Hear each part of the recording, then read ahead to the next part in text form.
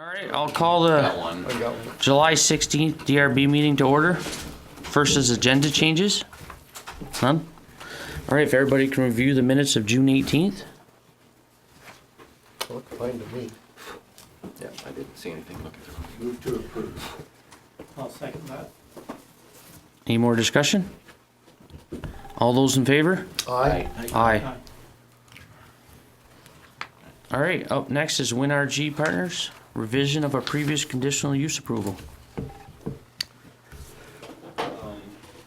Steve Nolden with representing NRG Systems. With the, looking over the narrative, what we're looking to do is, there's a tower right now that's down in the south quadrant, south of the Riggs Road entrance. That we're looking, right now, there's a 120 hour limit as far as that tower being up. It's an 80-meter tower. What we would like to do is extend that to a 2-month period, basically for engineering purposes. They need to do some studies, a little bit long-term studies, versus having it up for the 5 days. The uniqueness about this is after the study's done, with the proposed, I think maybe proposed development in that quadrant with Jan Bloomstrand, the tower is going to be removed permanently. Okay. So we're just looking to get that variance going from the 120 hours up to 2 months. That'll be up for a total of 2 months. Okay. And then after that, it'll be taken down and dismantled. That's a significant increase. It is. So how does it, what's this, I mean, why are you asking for that in light of what you? Yeah, I can chime in. I'm Steve Clark, also with NRG Systems. I'm the lead mechanical on that project. And what we need to do is measure the vibration response of the tower. And we need a healthy wind to do that, like 8 to 10 meter per second wind speed. And just the probability of getting that, we need a pretty long stretch of time. We'll probably be able to get that within a month, but I imagine, we're thinking 2 months would be the absolute max. So is the plan to keep it potential, at least you're asking for an order that would allow you to keep it erect For 2 months. for 2 continuous That's months? exactly right. And it's going to be lighted because It'll have it's to be lit. yeah. high. That's right. So over 200 feet, yeah. And promise, double-cross promise, this is going to end in, In 2 months, yeah. at the end of 2019. Yeah, that's right, yeah. The test will start probably late August at this point, so. So if somebody comes back in May of 2020 and wants to put the tower back up because something fell through, we can quote you on that. Yeah. Absolutely. And once you get that wind reading that you're looking for, would the tower come down, or would you continue to keep it up for the full 60 days just to see if there's another bigger wind? We probably would keep it up just for the data set. Okay. So that's why 60 days would work for us. Okay. Just wanted to add that there was a little bit of confusion as far as in the original decision, and that's why the decision was modified. The tower he's talking about is on Lot 7 here. There is a smaller tower that they are going to continue to utilize, I believe, in this particular area of Lot 1. So that's why I put in the track changes version of the draft decision so you can see the differences with it. And anyway, that was the reason for that late change. Okay, so the smaller one will continue after 2019. That's right. Yep. Okay. And that one does or does not need the lights? Does not. Okay. It's under 200 feet.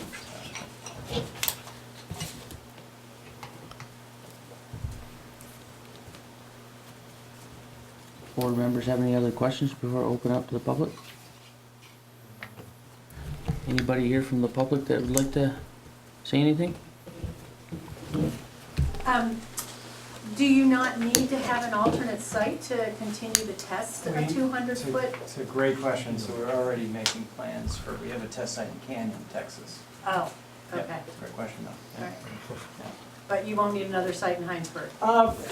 It's ideal, so, yeah, it's, I mean, it's They'd have to unfortunate. apply for and get a permit for that. Yeah, it's unfortunate, but Okay. I think the Canyon site will work for us, Okay. so, yeah. Okay. Anybody else? All right, well, we have a draft decision. Track changes version. Yep, Okay. So that's the one with the red changes? yes. Correct. I missed that, but I read the first one and I'll defer to the majority. They were minor, actually. I mean, They're just to differentiate the two. Well, I'd make a motion to close the public hearing and make a motion to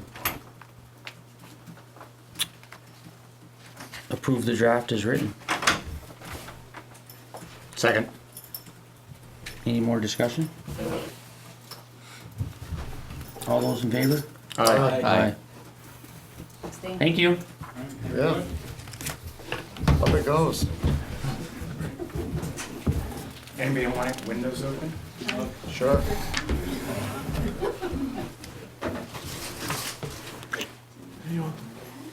All right, up next is Jonathan What is it? Brathwaite. Okay, sorry. No worries. Conditional use review for an accessory apartment. I don't know if you can maybe grab a chair up front here.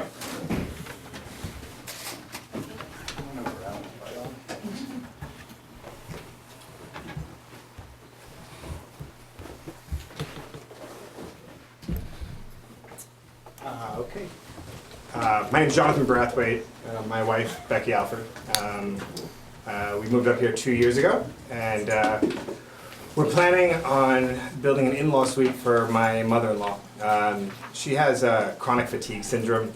She's had it her whole life. She also has, she's a breast cancer survivor who moved in with us when before we were living here.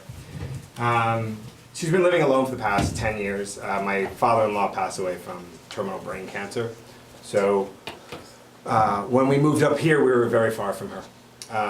And so part of the idea when we moved up here was that sooner or later, we knew that we would have to care for her. The idea of her getting older with her conditions was scary and alarming. Hey. And so we started talking to her about a year and a half ago about really considering the idea of moving in with us. She took some time and ended up selling her house and moving in with us with the idea of having a little place for herself. So we went through all the permitting in terms of realizing that she would actually need to have her own septic. We've worked with Jacques at Civil Engineer Associates, who came up with a full schematic and engineering plan for a septic for her, because our house is a three-bedroom with a three-bedroom septic. So we had added that additional cost. So you can see it falls within our property as well. The house will actually only be about, the house will only, which one is the pointer? The red? There. So this is our house, which is dead center in the middle of our property, and her house is going to be about roughly about 40 to 50 feet from our house. So it's still within the boundaries of all the permitting necessary of how far it needs to be from your property line. We had surveyors come out to actually show us exactly where all of our corners are in relation to where then the building would be, and then also where the septic can go. And so this has all been filed with the state in terms of the correct permitting for septic. The studio itself is less than 600 square feet.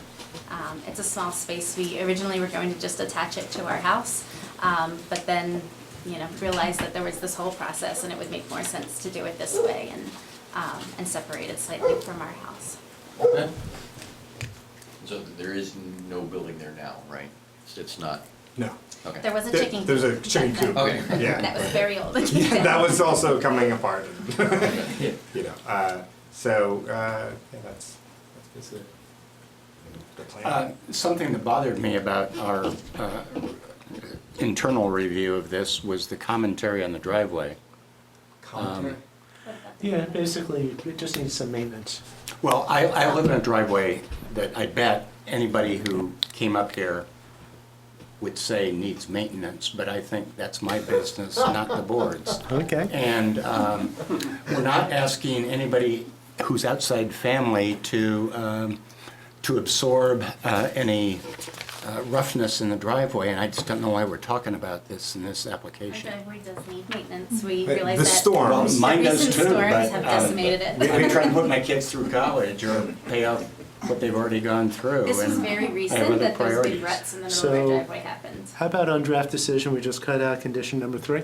Well, there's also Or- something in the Conclusions?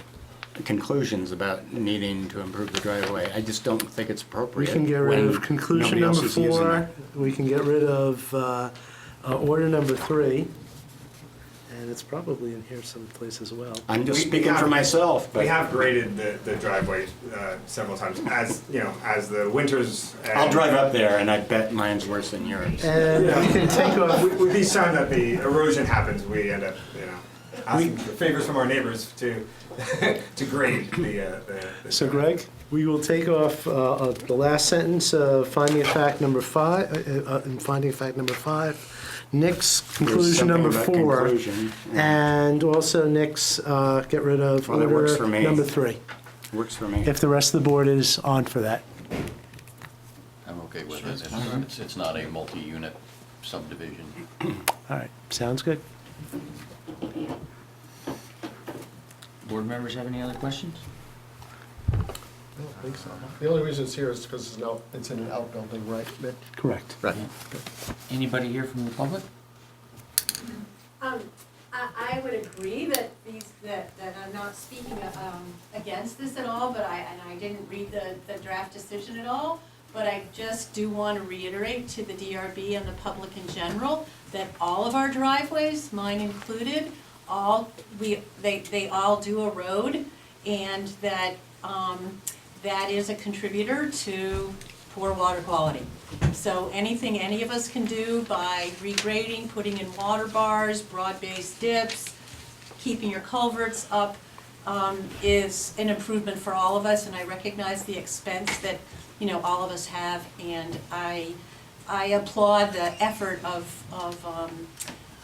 you know, at least recognizing that, and that anything we can do is a good thing. And so, Yeah. and I'm not saying that it should be a condition. I'm just, you know, Right. just, it's great for us to recognize it, and, you know, if we can, we will. And in the end, it costs us all less money. Right. I think there was some more comments from the public. Thought there was some more All right. hands that were up. This Go person ahead. here. Just state your name, please. My name is Michael Source.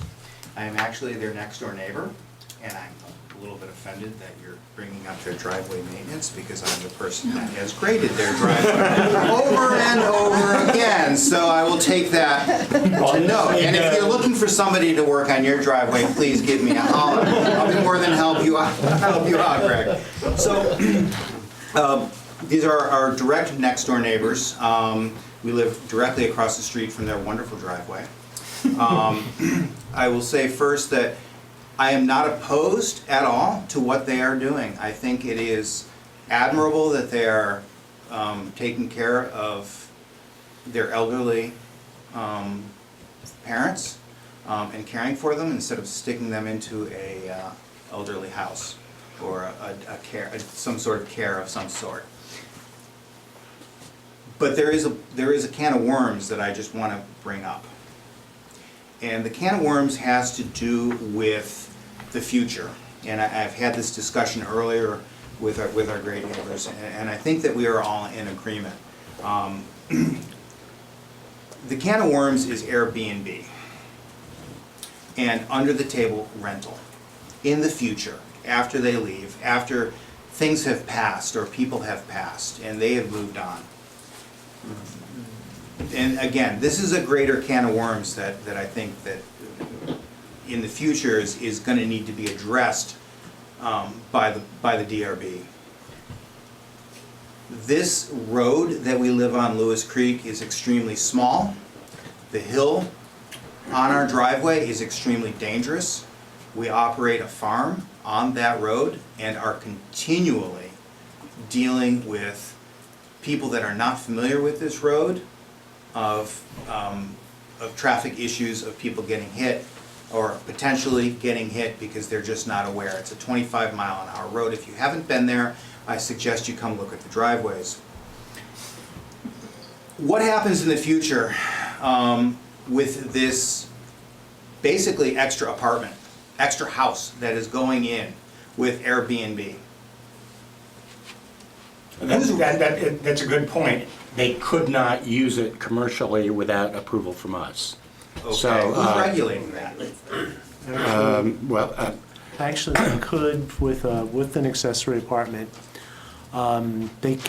It's kind of more the opposite way. You can have an accessory apartment and use it for short-term rentals, but you can't go for like an inn or a bed and breakfast and have, say one of those units would be an accessory apartment. That would be the only one that could actually have a long-term rental. So somebody does actually. What I'm hearing want to- is maybe there's a gap in the regulations in light of what's going on economically. The Planning Commission probably should be thinking about this. I think it's it's an excellent point. It's pertinent to be on the record. Especially on a place like Lewis On a Creek place Road, like which is so this, and I narrow. will contest, there are now 2 Airbnbs right around the corner from us, and a bread and breakfast. And we see the increased traffic from those 2 Airbnbs, and are directly impacting our daily life, living right on the road, and having farm equipment, having kids, having animals on that road. So I think it'd be pertinent for you, the DRB, to recognize that and to start working on how to regulate that. Well, our chairman is also in the Planning Commission, so he's hearing you tonight. Yeah, well, that's why I'm here. Sounds like an excellent point. And who is to regulate under the table rentals in the future? Which, in this house, there was, when Marion was still alive. You guys know who Marion is, right? I'm Yeah. assuming. Marion You'd be, Law. Okay, you'd so- be surprised how actually easy it is to find people who actually do it. Okay. They advertise in many different places, and then people bring it to the planning and zoning office, and if they don't have an approval for it, the zoning administrator could take action on that. Again, And This is an accessory apartment that will remain, I would guess, it may remain an accessory apartment forever. We're not approving it just for the mother-in-law, we're approving it. that is exactly why it's I'm an here. accessory Again, I am apartment. not against Yeah. 100% about what they are doing. I'm looking at the long term, I'm looking at the future. They are building not necessarily an addition to the house with an extra bedroom. This particular situation, they are building a whole separate house. But the regulations do approve and encourage fill-in things like this for, because, housing is premium and. Well, that is exactly my point, sir. Housing is a premium, and somebody that rents housing here in the state of Vermont, both commercially and residential, I know the huge demand on rentals and under-the-table rentals. I think we're all recognizing this is permissible under the existing regulations. It is subject to abuse that is not presently regulated, but I would encourage our planning commission to look at that going forward. Like I said. And thank you for bringing that to our I hate attention. to bring them up as opening We this hadn't can of heard that worms, concern but before. Thank you. One of the other requirements is that the property owner must be resident in Yeah. one of the 2 Right.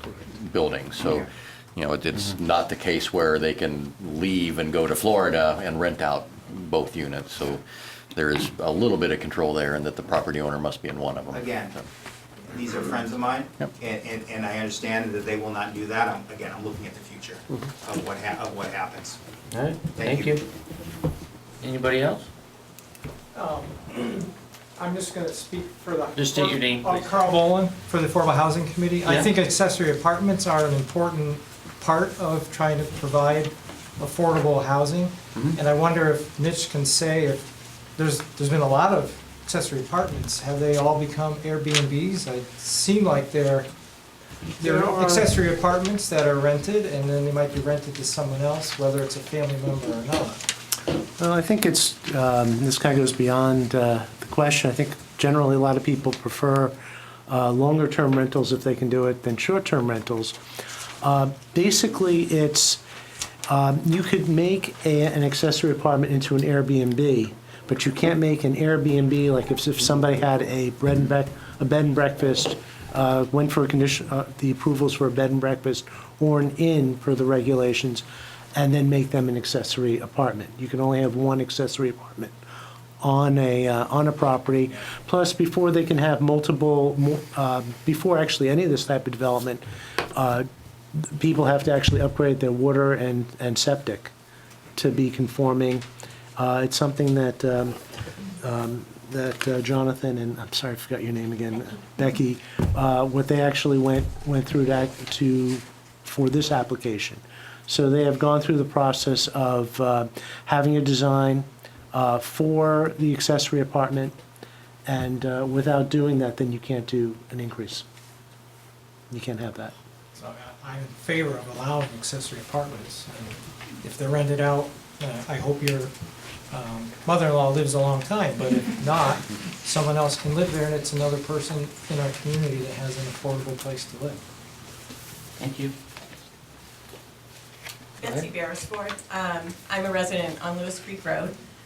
We also have a rental, and having that rental definitely can increase traffic. We've been very careful about how many cars we allow, how many people.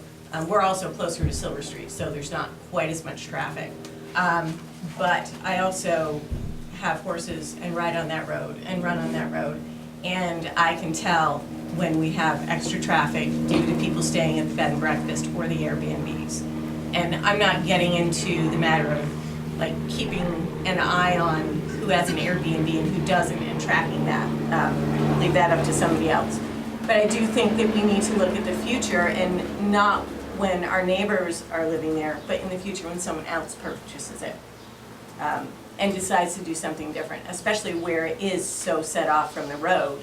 Somebody could easily do something different. I think we've found that recently on Tyler Bridge Road and with what's going on in the trailhead there. Okay. That there are things that go on that people know nothing about, and so we need to protect our road, we need to protect our neighbors. I just think we need to consider that. Okay, thank you.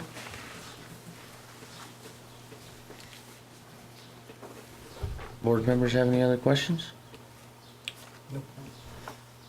I would make a motion that we close the public hearing and direct staff to, We have a draft.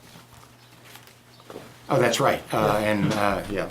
Do you want, the question is, do you want to eliminate the last sentence in finding of fact 5, eliminate conclusion 4, and eliminate order 3? All having to do with the driveway. Yeah, that's fine by me. So Yes. get rid of those. As amended. Do I have a second? Second. Any more discussion? All those in favor? Aye. Aye. Thank you. Thanks. Yeah. Is there a place we can get a copy of that draft? You'll get it very soon. Okay, thank you. Actually, the draft is on the Dropbox. That is great, Yeah. thank you. You'll eventually get a copy of the official signed one, right? Or actually, That is true. In less than a week, you'll probably get a copy of the actual. All right, up next is Robert Frost, sketch plan review for a 4-lot subdivision.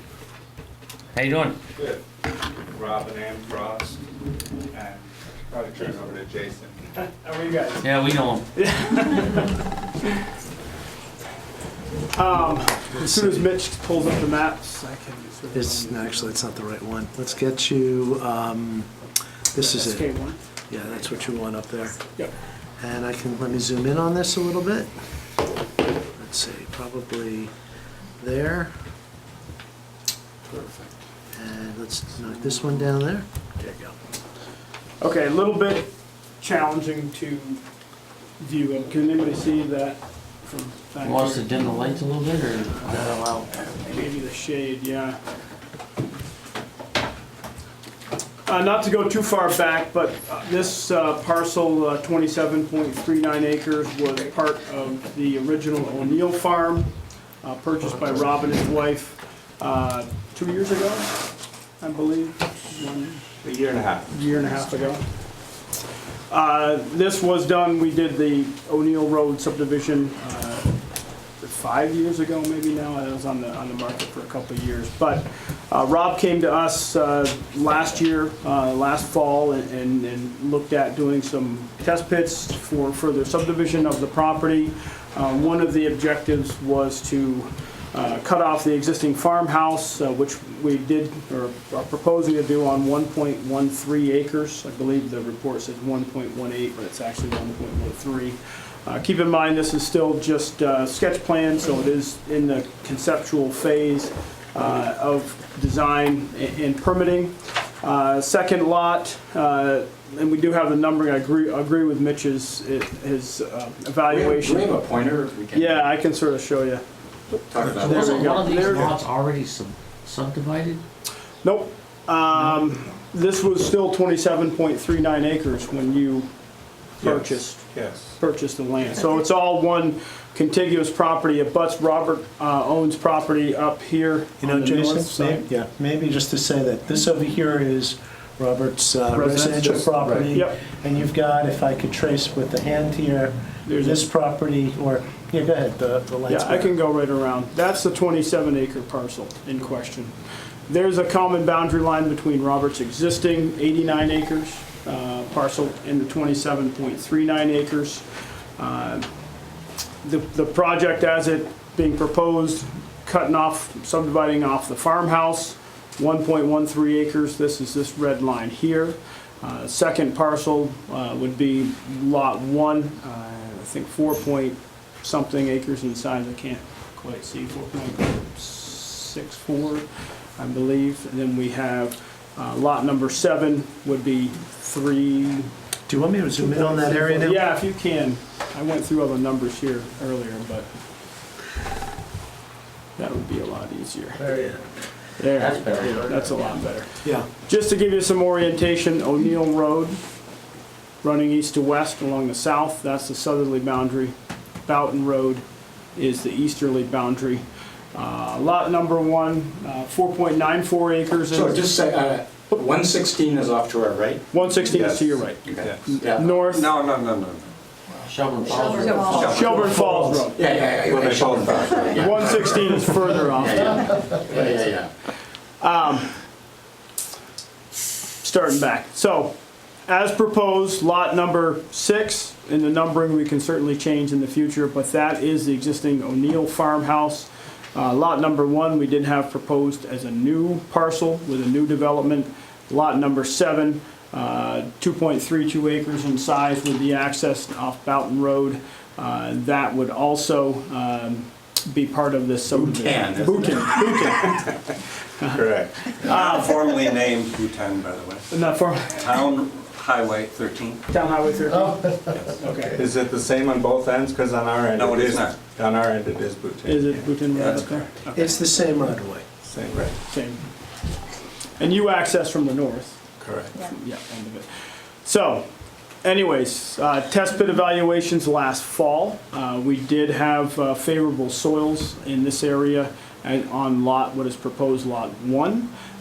There is, and it was brought up in the staff report, there is a small wetland area in the center there. I've actually been out to the site with the state ecologist, with a private ecologist. That wetland, based on what the state ecologist's determination, is not contiguous with any other wetlands associated with the property. Therefore, that is likely be able to be removed. It's more likely a mapping error on the state's part. They recognize that. There is a formal process that we do have to go through to get that removed. Once we get through sketch plan, that certainly will be done. Soils are relatively uniform in this area, support wastewater. We do have a backup site designated for Lot 6, which is the farmhouse, a proposed replacement well. Currently, the farmhouse is provided water by a shallow well on the south side of O'Neill Road. And the proposal is to drill a well to replace that as part of this. So, Where are you gonna find to do that? I'll take some bids. Chevalier. Yeah, I didn't want to go to names. that well, the original replacement well was picked out as part of the O'Neill subdivision. There are significant slopes in these areas. We do recognize that. Rob and I have had several discussions. We're obviously over the 10,000 square foot threshold that would require both stormwater and erosion control permitting. That will have to be addressed. Access, we have not had access permits applied for yet because it's still in the conceptual phase. That may change or shift depending on the alignment of the road and how the grading works. You saw the staff comments I did. about possibly Sharing. combining accesses. Yes, yep. And that's one thing that we talked about earlier on. It's still a possibility, but we decided to come through with individual drives at this point. It may, if you did slide the road over, obviously it does help with topography if you can scoot it up the bank and traverse the hill a little bit more. That does help out with grading and keeps the slopes down, so. Cemetery? The cemetery lot, the 18-foot strip, is that one of the items? That was actually part of the survey that we had originally did. We found an 18-foot section. The cemetery lot is here. It's actually contiguous, but not part of So the parcel. maybe Mitch, can you explain to me what the issue is about that? It's just it doesn't have a 100-foot width to it. It's not something that when creating a lot, that under the current regulations would be allowed to be created, because it doesn't have the minimum 100-foot width or depth to It's it. existing, right? Exactly, and just, you saw this actually not long ago in the Place subdivision off of Place Road 116. You had this pre-existing oddity, and just simply a decision and a sketch plan would be required just to say just recognize it as a pre-existing oddity that can, that you're not creating a new nonconformity. Is it dedicated in any legal sense? So, I mean, why Not are we to our talking? knowledge. I mean, I'm a little puzzled why we're talking about it. It's part of the deed, and that's the way the measurements. So what does the deed came say? out. The deed's based on the measurements that we took when we did the original. It says there survey. shall be a cemetery that shall be preserved in such and such. No, I'm talking about the 18-foot wide. So is that actually part I of guess our I'm kind of property? That's actually part of your property. He's talking about the cemetery? No, you don't. The cemetery is Tail above. there. Funky little I tail. mean, you could try to give it to the Yeah, city. you can try, you can certainly donate it to the cemetery if you wanted Yeah, I was to. gonna suggest that if it. I mean, it's, 'Cause it's, One of So I guess, what is the issue? It's just a pre-existing non-conforming issue we're that taking a lot. they just simply, that's basically, It's not buildable. you just basically say it's something that's there and you're not creating a non-conformity. And You just do there that is- in the sketch decision. There's also like a substation for the telecom Telecom. too. It's- Is it on that, or is that It farther is up? on that, no. Right. it's on right that, on the corner. it's right on the corner of where the cemetery parcel, Right. right? Yeah. This is the cemetery lot, So, that opening you see. and one of my thoughts, getting to know the land a little better, was to, originally that was where where I thought the driveway would be, but closer to the cemetery, closer to that property line, the grade is a little better, so obviously, Something we have to Right. look at in terms of so access. is there a telecom right, like a 20-foot right away? It's through that right, 18-foot strip? it's right on the edge. We didn't find one in the research we did, but that's kind of right where it is. It's at the corner. It's, yeah, exactly, it's right on the corner. It's right, it's on your property. Okay. Yeah. What if they pay me for that? You know, Ted and I dealt with that 15 years ago, I think. That particular Oh, yeah. location? Yeah, no, we had to approve that as a conditional use, and our regulations really did not talk to that, and I, And I think it's a fairly substantial substation. I think there are fiber optic on goes straight to that. Yeah, I know they do. When we did the dig safe, it was brought up. The proposal to access Lot 1 is off of O'Neill Road, the right corner there. That's what's shown on the orthos is an old field road, a woods road that goes up into a level plateau. The access for Lot 7 is being proposed off of Boonton Road. Town Highway 13. Town Highway 13.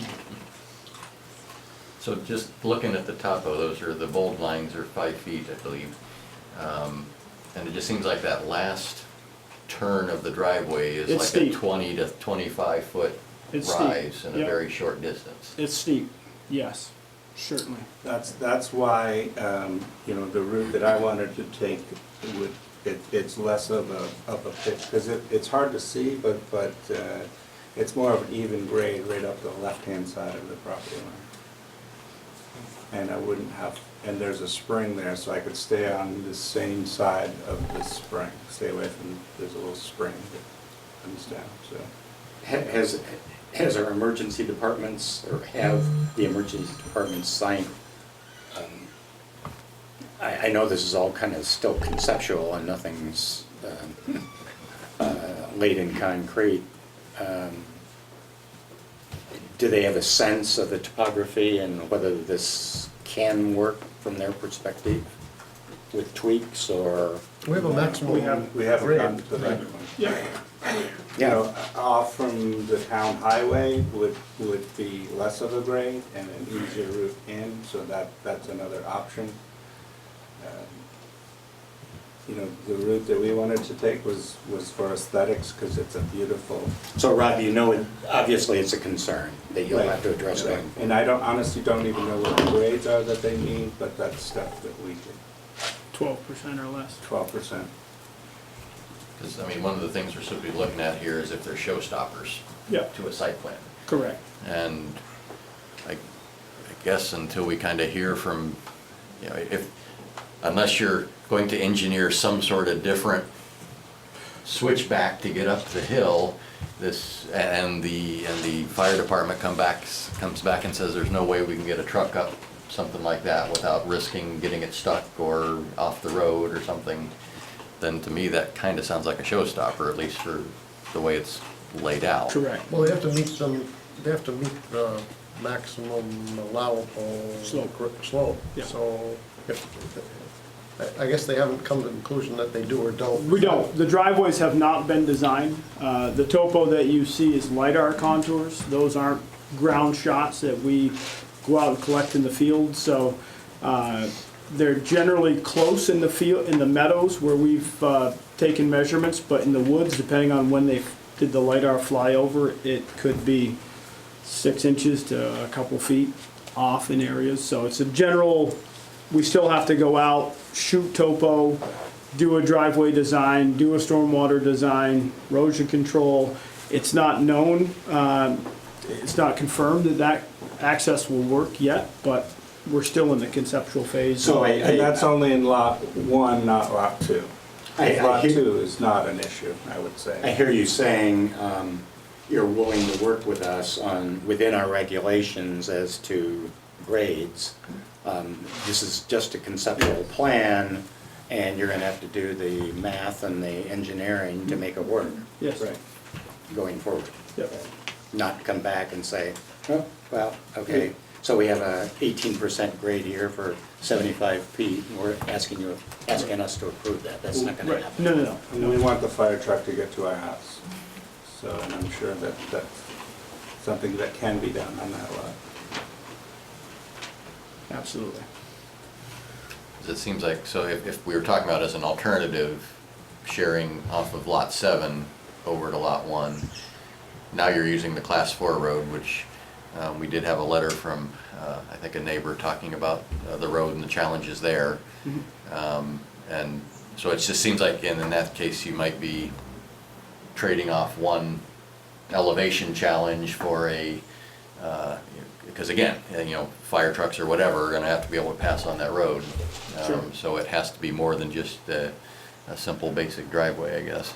But if there's there's an existing house on that road now, so if it meets the standards for them now, it should meet the standards for us as well.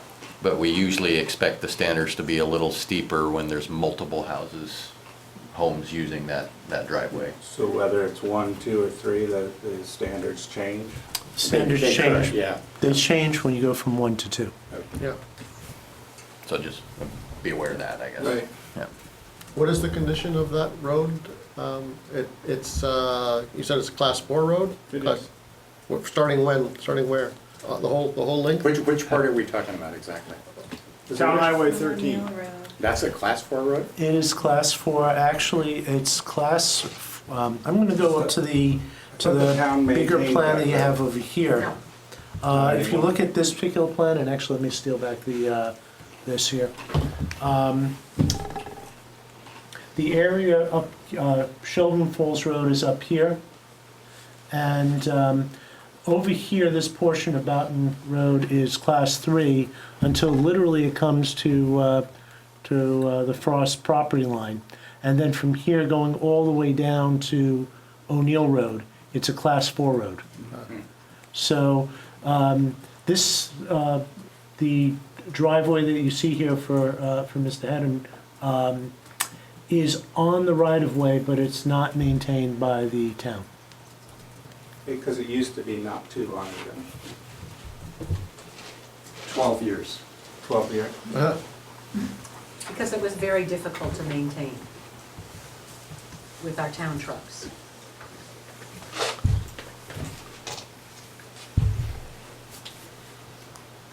Actually, 15 years.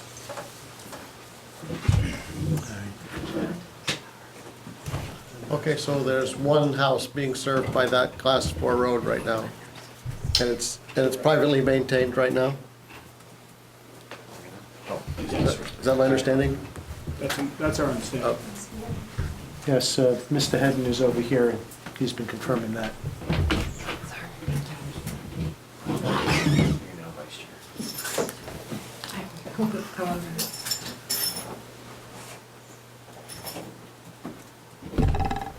Anything else? So we're creating 2 new lots and 1 remaining parcel and a lot for the farmhouse, is that? Yes. Yes, okay. And to expand further, the 19 acres that would be left over would be added to Robert Frost's original, the house lot, by way of dissolving the common boundary line through here. So that would be 109 acres, somewhere in that. Right. So I don't want to be crass, I'm just curious. Is kind of the purpose of the second boundary line adjustment to move property around to try and maximize development? No, what the discussion I had with Mitch is that what I was hoping to do is, on our 89 acres, we have no interest in developing it, and we could make that a formal agreement. We have no interest in any development, and including the additional land that we add to it, but giving up the rights to develop 89 acres. So you want to do more development down lower? We wanted to shift some of the building rights that I feel like I have on my land to these 2 lots only, and then add the rest of the land to ours and make it one piece with we have no intentions or no desire to develop that in any way. And I think I can explain a little bit. As part of the original O'Neill subdivision, there was 1 building right left over with that 27, 29 acres. I got that, yeah. And so with the addition, one of them would actually be transferred over to that other parcel from Robert's house lot. So explain to me the density calculation again. How's this? Actually, maybe I should answer this one here. Yep. The original O'Neill lot, which, actually, let me grab the pointer again. The original O'Neill lot, which was the 27 acres here, Yep. has, and the way it was subdivided, it was actually confirmed in the O'Neill subdivision, that this had two units of density. And what they're proposing here is, if you look at the 89 acres that Robert Frost has, that, since it's on a Class 4 roadway, 1 unit per 15 acres, that comes out to allowing for 5 units on Mr. Frost's, or I should say on the Frost property. One, of course, is the Frost home itself, and they're taking another one and bringing that into this property. Now, we consider different ways in which they could actually apply for this. We were trying to consider whether they needed to do, say, a boundary adjustment where they brought, well, there had been a revision to a previous subdivision where they take, like, say, this much land here, add it to the Frost property, and then do a 2-lot subdivision here, and another 2-lot subdivision here, to kind of get it to the same exact place. Or just basically do this as a major subdivision because of all the different lots, and go forward in that particular way. So from my perspective as a regulator, it sounds like staff and the applicant have talked about all possible options to either maximize, minimize, or optimize development on their lands, and the applicant has made a decision to do this, so we shouldn't have to worry about somebody coming in later who might acquire portions of these lands saying, I want to do something else, because this is all vetted, it's in the land records, it's in the history of the title chain. So this sounds like a final proposal for these properties. And Aren't there still 3 They would, left? they would still have 3. Yeah, because there's There are 5 for this. There's one is the house. You've got one house and one of, Hinesburg. say, one of these. So yes, there would be 3. They could actually get, if they did a PUD for this, they could actually get a couple more. But there's a whole bunch of requirements that would be involved in that. And from our prior discussions, that's not something that you're actually looking to do. No, and So- one of our thoughts was to just, the farmhouse is very old, and basically anyone else who was looking at this land was going to demo it. And it's a place that one of my employees lives, and we thought, instead of just demoing it, he loves it, he takes care of it, so just, separating a 1-acre lot for that old house that's going to be maintained and lived in seemed like an option for us And I'll just versus add- demoing it. I'll just add that all of this information would be in each of the decisions, in the draft decisions for the board. A little bit of a complicated decision writing task, but I'm sure you can do it. Sounds like you got it down. Okay. Board members have any other questions before I open it up to the public? How would the maintenance of that Class 4 road work? We're adding 1 residence to it? Or 2, depending on the driveway. Right, Oh, 1 or right. 2, they would have to have, they'd have to bring into preliminary, or is it final, a shared maintenance, I think it's preliminary. They need to put together a shared maintenance agreement on that. And potentially that could support, service both lots Yes. if grade was an issue. And not only that, being that it is a town right-of-way, there are town approvals for use of that right-of-way that would have to be obtained. Yep. So any road improvement, though, we went through this on another Class 4 road, and I think there was, even though they only needed to use 50 feet of it or something like that, there were restrictions that they needed, like the full 12 inches of gravel, 18 feet wide. I assume all those requirements would still be in place for this one. which potentially makes that a very, and it's at the expense of the developer. Yeah, I would just say it's a select board decision, or I should say, yes, it would be a decision, select board and town administrator and town highway foreman. Probably a good example is Weed Road is, it's a town right away, but the residents on that particular road maintain the road. There are certain specific parts that the town will, I think the town maintains the culverts, but the residents actually maintain the road. This is granted on a much smaller scale, but I would think and I would predict it's probably going to be some type of similar arrangement. Since we did the same thing on the other end, it's a class 4 road and we build the road and maintain it on the right of way. Right. And you're the only one using that portion of that class 4 road? Correct. Okay. No, yeah, on that portion of it, right. Yeah. And that was done on Leavenworth as well, Yep. Yeah. when we did the original Yep. O'Neill subdivision. That's right, and every single time there was an additional house, they had to upgrade the road in their particular area.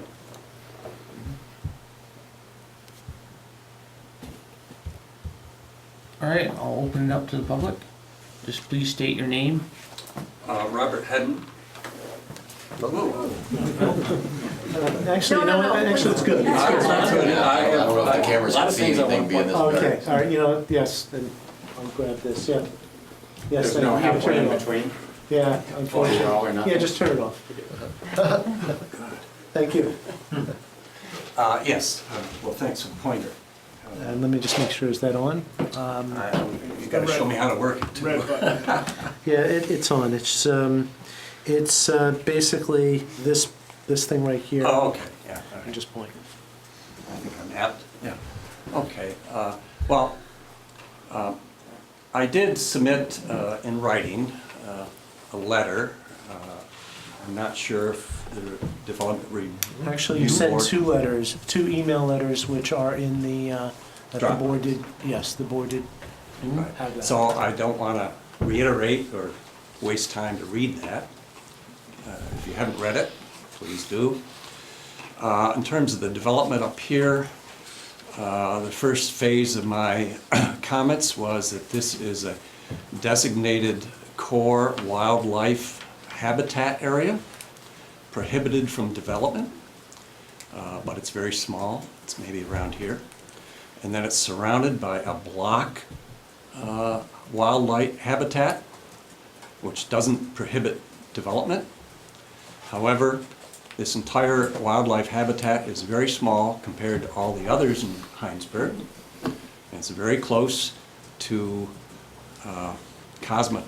cosmopolitan Burlington, and it would be a tremendous loss if that protection was lost.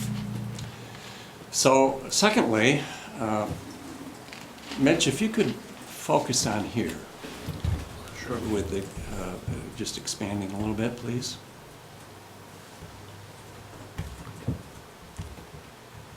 This area? Yeah, that'll work. This is my home. Oops, wrong button. This is my home. Been living there for 17 years. This is the Town Highway 13, which I maintain.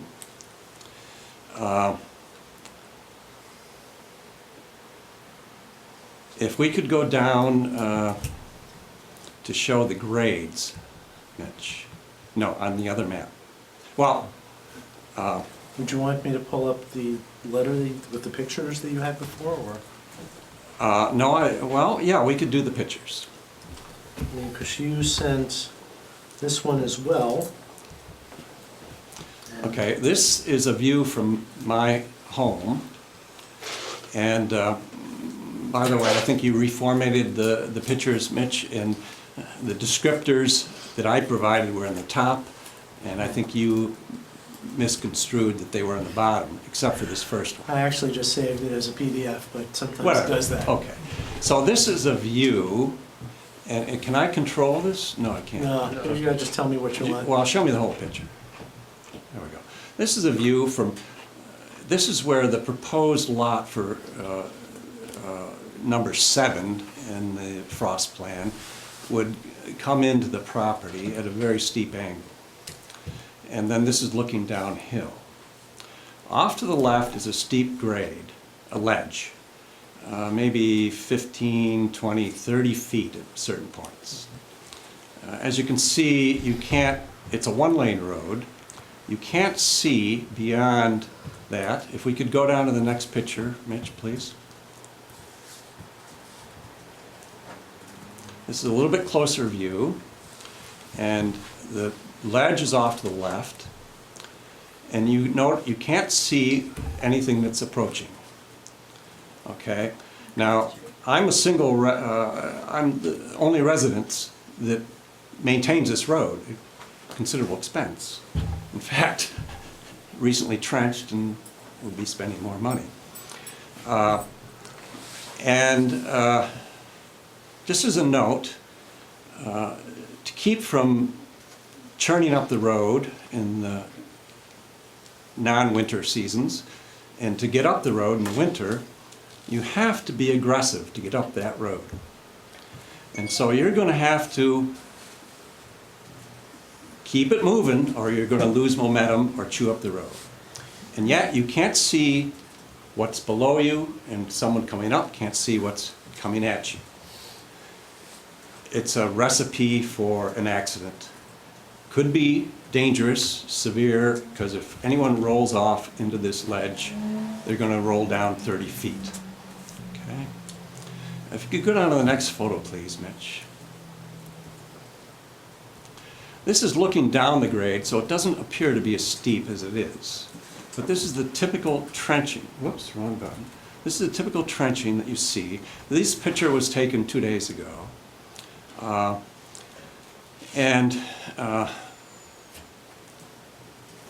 As it was noted, about 15 years ago, the town maintained this road, and the trenching was terrible because the town graders were just too big, and they couldn't cap or put a crown on the road, and so every year you would get 1-2 foot trenches. But my new contractor has done a great job using Shelburne limestone, and it's held up for since that was done about 4 years. But these recent rains have created this trench, and there are others that aren't quite as visible. If you could go down to the next picture, please. Before we move, so you're looking down? Yes, You're I'm almost looking- at the end, and you're looking down, and is that O'Neill Road that you can see kind of going across the end? Yeah, O'Neill Road would be way down here. This whole road's about 500 feet long. Okay, if we could then continue. You might have seen the yardstick in the previous picture. There's nowhere near a 12-inch top, which would be required for a shared road. For me, as a one resident, no, but for 2 residents, requires 12. We got about 4 inches. This is what the Shelburne limestone is. This was the previous. The total is maybe about 9 inches. Okay, enough with the pictures. And I mentioned, and it's not a light subject, the wildlife habitat preservation at the top of this hill.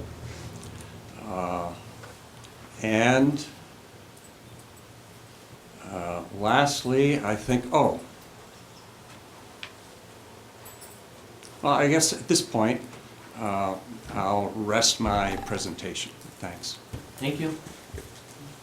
So with respect to the driveway, you recognize or you understand? Yes, I'm sorry. That The grade here, pardon me, yeah, sorry. The grade right here is over 25%.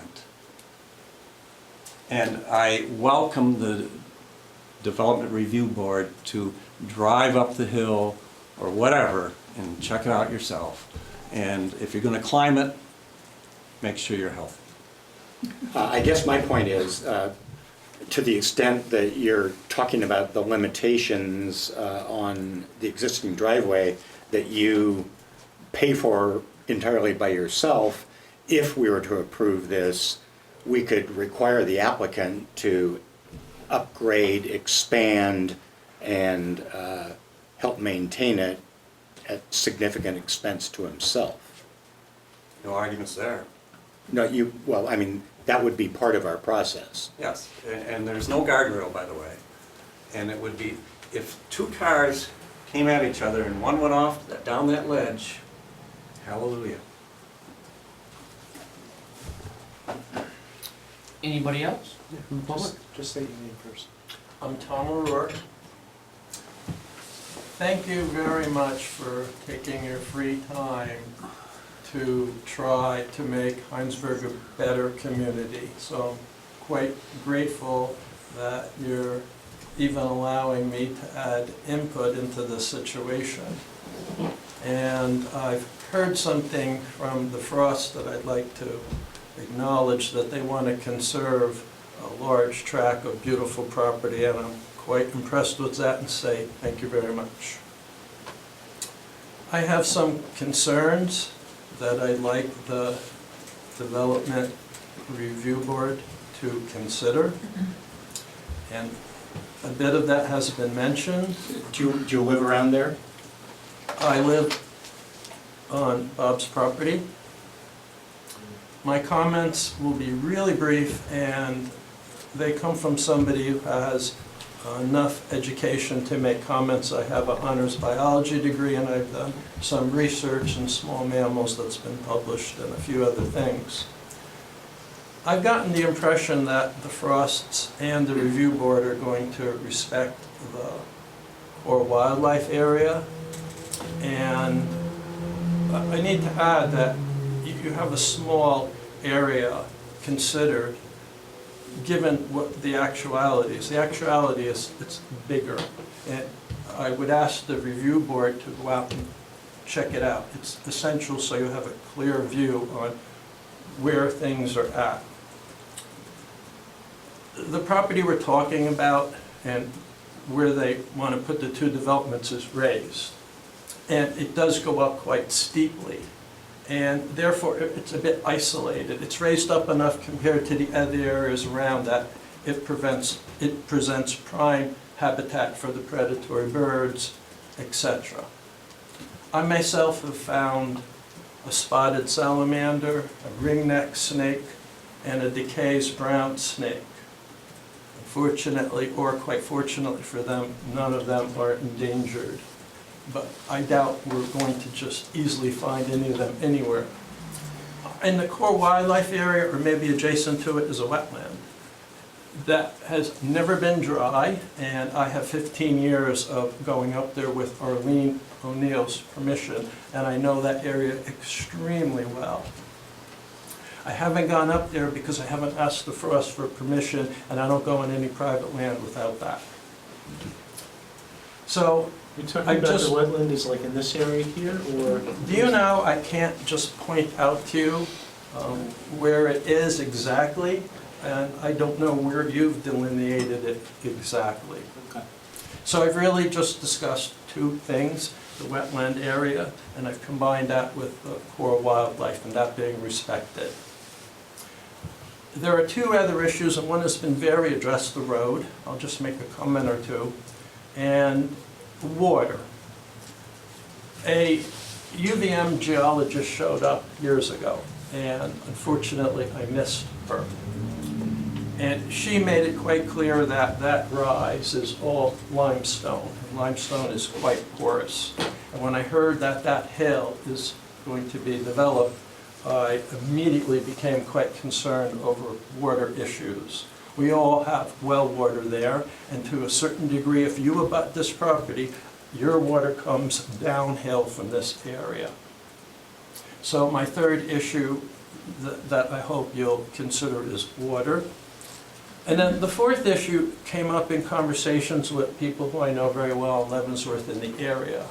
None of us want to see Bootton Road made into a Class 3 road that immediately guarantees life-changing quite dramatically. No matter what that hill looks like, people are going to cut through, they're avoiding, and I don't have to say more about that. So this is what I have to say.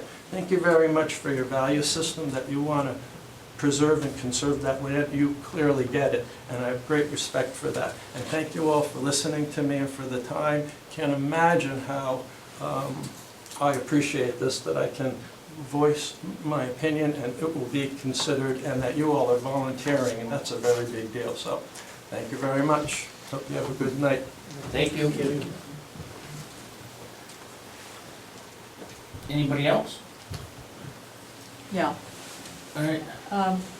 Lenore Budd, to represent a request from the Trails Committee, which I think you have in your packet.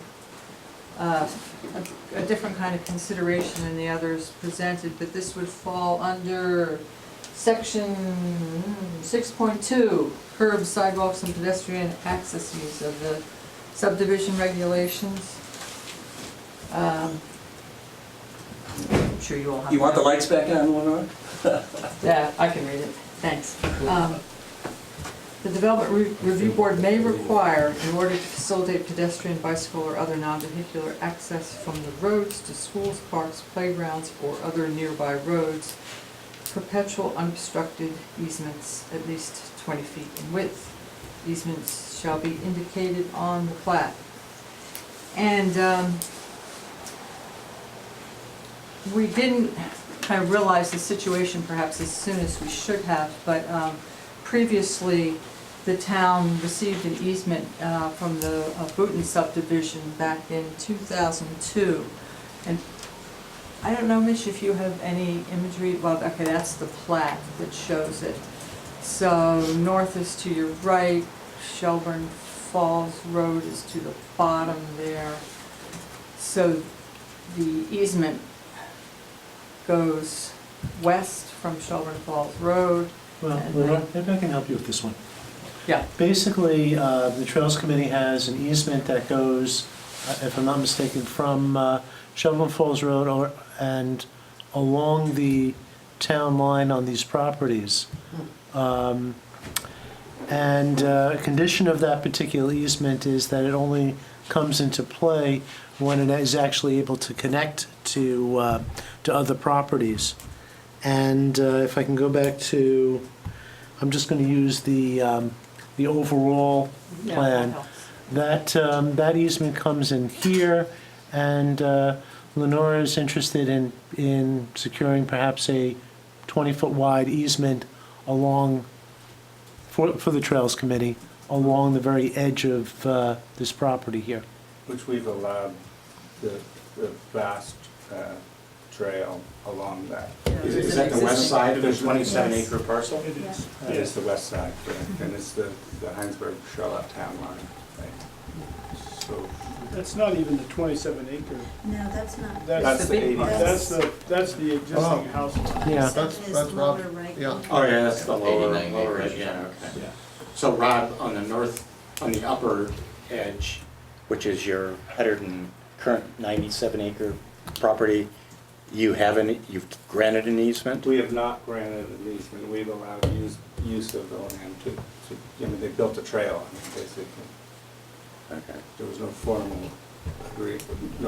agreement or easement. But, they constructed a trail that's used by horses and snowmobiles and cross-country. So Lenore, the connection to Bhutan doesn't seem to really affect this particular proposal as I see it. Am I missing something? It connects to it directly, and we can't use the easement to the north until we continue south along the Charlotte town line. Can you show me what we're talking about right now? Jay's property. If you get to the corner of that 89-acre lot, then it stops again. Right, so this is a part of a process. That's not the town. So are you asking? This is the town boundary with, this is Charlotte, That's this is Hinesburg. Okay. That's, But it doesn't connect that to this goes 20. to Jenny's Yeah. Right. property. Yeah. Right, Jade's is on the south. Yeah, that's a lower end, different right. property owner that's on the south corner where Yeah. that would connect to to. Indian Roads. So, yeah, this is something that the Trails Committee has its directive from the Select Board to create this interconnected network of sidewalks, trails, and unpaved roads, and to pursue getting easements to make that happen. Well, Rob, it sounds like the Trails Committee is interested in getting maybe a dedicated easement on the upper portion, which, I don't know, is that the western On the portion? west side. Would you be amenable to doing something legally just to make a dedicated easement for a trail, even though it doesn't directly affect the properties that you're proposing to subdivide off now? Is that something you're... It seems like it's all part of the process, so, and it's something that I've certainly thought about. So is this the Hinesburg Trail Committee? Because what I would really like to see is the property owners on the west side, if I give up 10 feet and they give up 10 feet, you'd have a 20-foot right-of-way. Why am I giving it all up if we shared a common right-of-way? Well, it's just an easement. You're not giving up anything. I'm sorry, easement, right.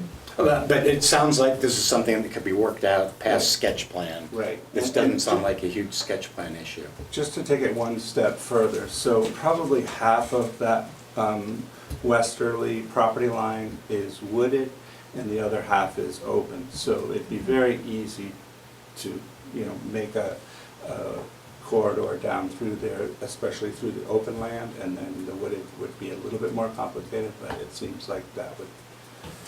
So Lenore and Rob, it sounds like going forward, you might be able to have a profitable conversation. Yep, that's great. I mean, there is the existing snowmobile trail that goes through there. Does this relate to the sketch plan we're discussing? It is related in that the subdivision regulations provide a mechanism for And us to he's using request. density from the 89 acres to pull into this, I think. Is that what I'm understanding? Correct. Yeah. So it is kind of part of the subdivision. Kind of sort. Yeah, kind of sort of. Yeah, and that lot would be changing by adding that 27 acres to the Yeah. the existing 89 I acres. guess you can do that just from a boundary line. Don't, if you common ownership, make a boundary line disappear if you want to make it disappear? Only in the shoreline district, Oh, okay. not Sorry. in the other districts in town. Okay. That'd be a new deed. All right, well, we have another applicant up, so do we have any more? Yes, Anybody from the reiterate, public? if I Just just a have quick- a brief chance here. Well, is there anybody else? I'm sorry. Anybody else who would like to speak regarding the Frost application? Just wanted to add also that there was a letter of concern that came in pretty late regarding use of the well from Joe Donegan, and I believe he wants to have a conversation with the applicant to try to, but he just wanted on record his concern. So I'd like to address that. Joe is interested in the existing spring, and I think that he was concerned about the septics, because I think the isolation from the It's 500. spring, right. So it Where's doesn't, Joe's property? Across And what's the issue?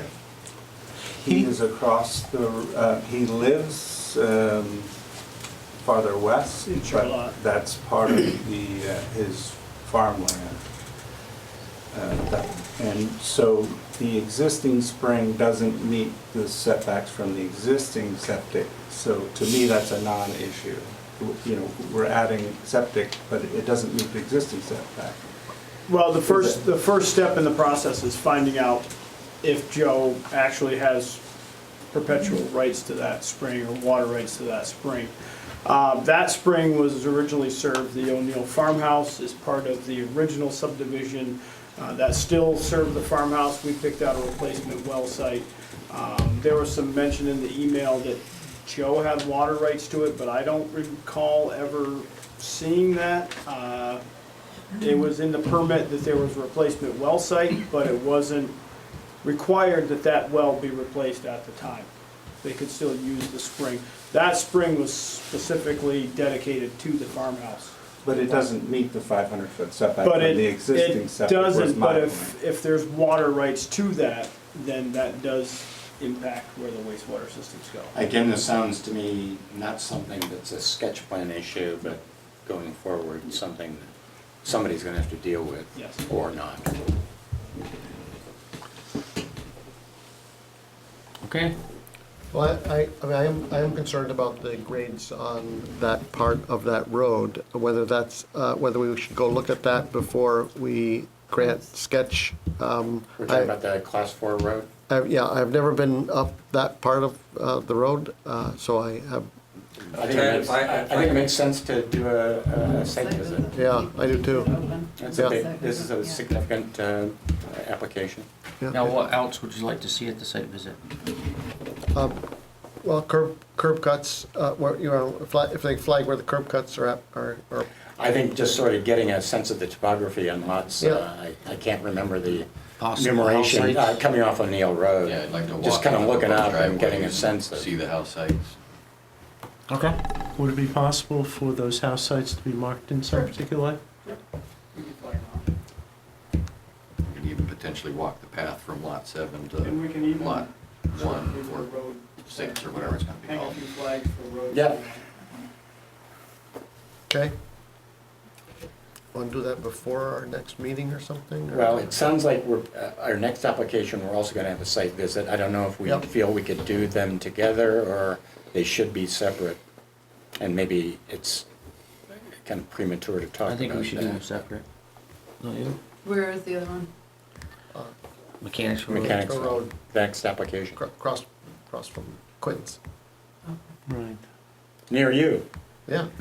And just a note, if you did come up there, burn tick spray. Yeah. I'm getting bitten in. So I have a sense, this site visit would be, you know, maybe 45 minutes or something at most. Do you want to do a 6 o'clock on the August 6th meeting? I'd be happy to do that. Yep. Would that be, Jason, would that be something that could be flagged at the time? Is that okay with you? Sounds great. Okay, so we'll. But I think we still have another comment. We're gonna be continuing this, so there'll be more opportunities. Dennis, did you want to have one last comment tonight? They're going to continue this hearing until August 6th. Okay. Angie? Yeah, I'd just like to reiterate the importance of understanding the context of the wildlife habitat there and what it provides in terms of connectivity to the adjacent forests and open land, and that when you're up there looking at the grades, that you also, you know, take a look at it and maybe reread portions of the town plan and, you know, maybe better understand or ask staff to better understand what the relationship is to that forest and that habitat, so that, you know, if conservation is being discussed, that you understand you know, what is the value of that land, and not just that parcel, but how it connects to the land to the, you know, basically to the north and to the west. And then, you know, whether it's a place where there's crossings that come from Shelburne Falls Road and across those fields and up in there. Just Okay, good to thank get some attention paid to that, you know, the context of it.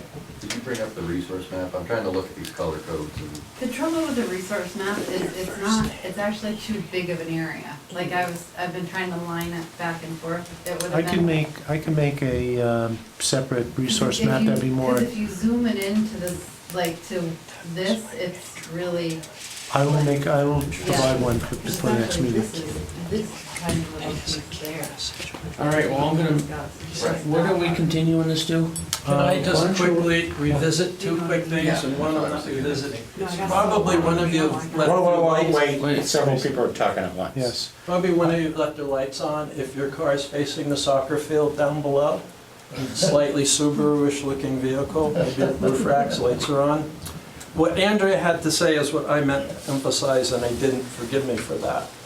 That is really one of the key core wildlife areas, and that is a profound passageway. The animals cross the kitchen field, and you might wonder why that's so significant. Well, just look at what surrounds to the right and left on Falls Road. That is kind of a remote area. There's no development when you look to the west of the kitchen property. If they go all the way to where the stables are, that would be at the top of the hill across from the At the site visit, you'll have an opportunity to be present and actually kind of point that stuff out to the extent that you can. It might be helpful too. I'm totally going to make myself available. Good. All right, so All right. August 6th. Thanks for the time. Would you like to do, well, have a 6 o'clock August 6th site visit meeting? Sounds good. And continue Make a motion. the session to August 6th? I'd like the motion to continue this hearing to the August 6th meeting. I'll second that. Any more discussion? All those in favor? Sorry, with a site visit prior to the meeting at 6 o'clock. I'll second that. Okay, right, thank you. Okay.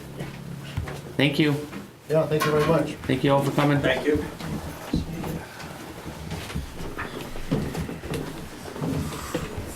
All right, up next is Jim Donovan and Patricia O'Donnell for sketch plan review for 31 unit, 6 lot major subdivision.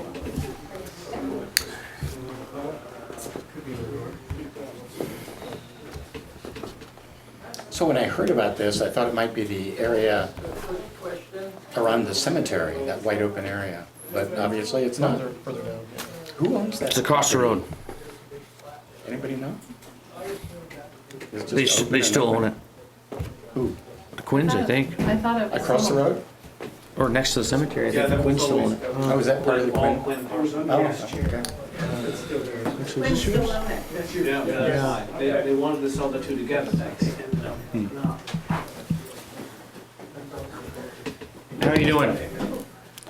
Fine. So I'm gonna have you give us a quick overview. I think a lot of us wanna do a site visit.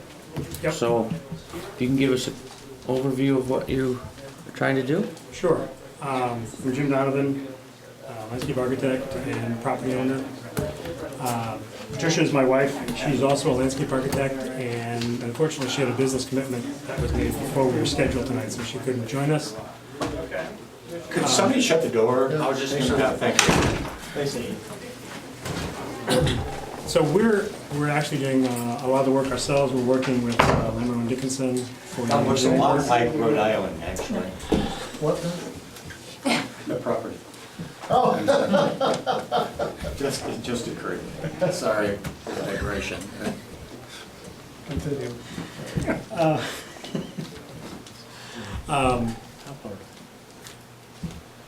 Anyway, a little over a year ago, we were here to get a live-in helps apartment in the existing house converted to an actual apartment. You granted approval for that. Thank you. I should probably know. Mitch did a really good job of summarizing everything, but you wanted a quick summary as well? Yeah. From my point of view. Okay. We're looking, basically what we're showing here is sort of what we see as the potential maximum. Not necessarily that we are going ahead with this. We came in with this and wanted to talk to you about it, see what your thoughts are, see what the neighbors are saying, what some of the other commissions in the town are saying before we move ahead. We figured that's the purpose of sketch plan, is to talk about these things ahead of time. So what we're presenting is sort of what we think is sort of the maximum, kind of like the master plan. We may not move ahead with all of this even at our preliminary application, depending on what we hear tonight. Which button is it on this one? It's the Second one? Yes. Okay. Jim, before you start, Okay. can I slide up next to you? I can't see back there. Sure. Do we have a map that shows the really, really wet parts? Yes.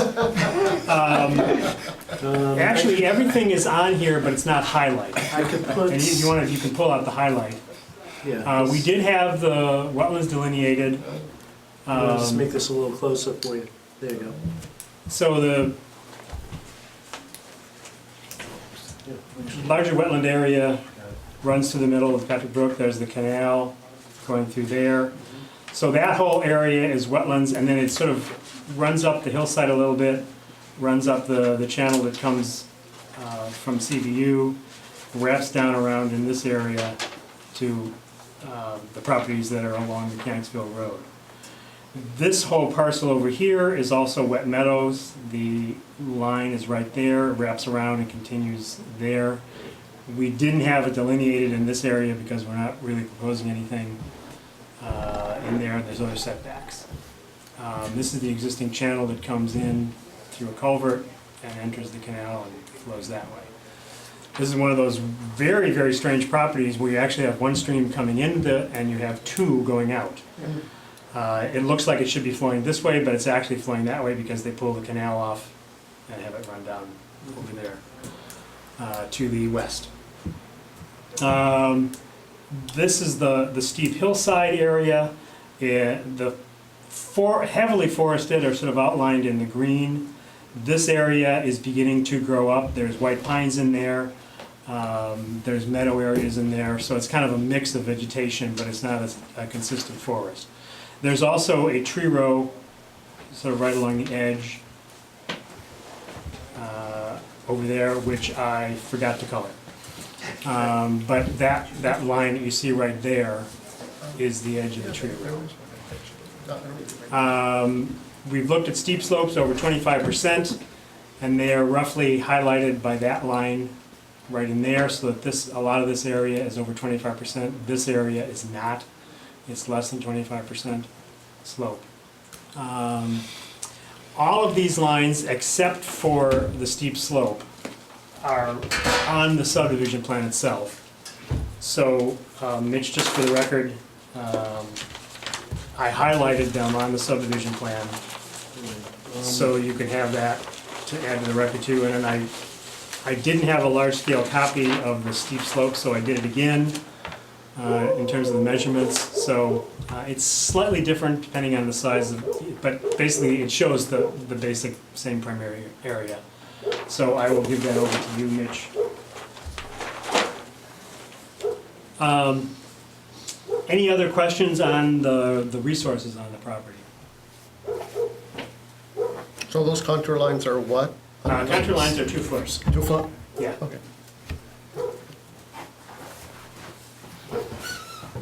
Are there trails through any of that stuff, or is it just too wet? There are no trails that we know of through that area.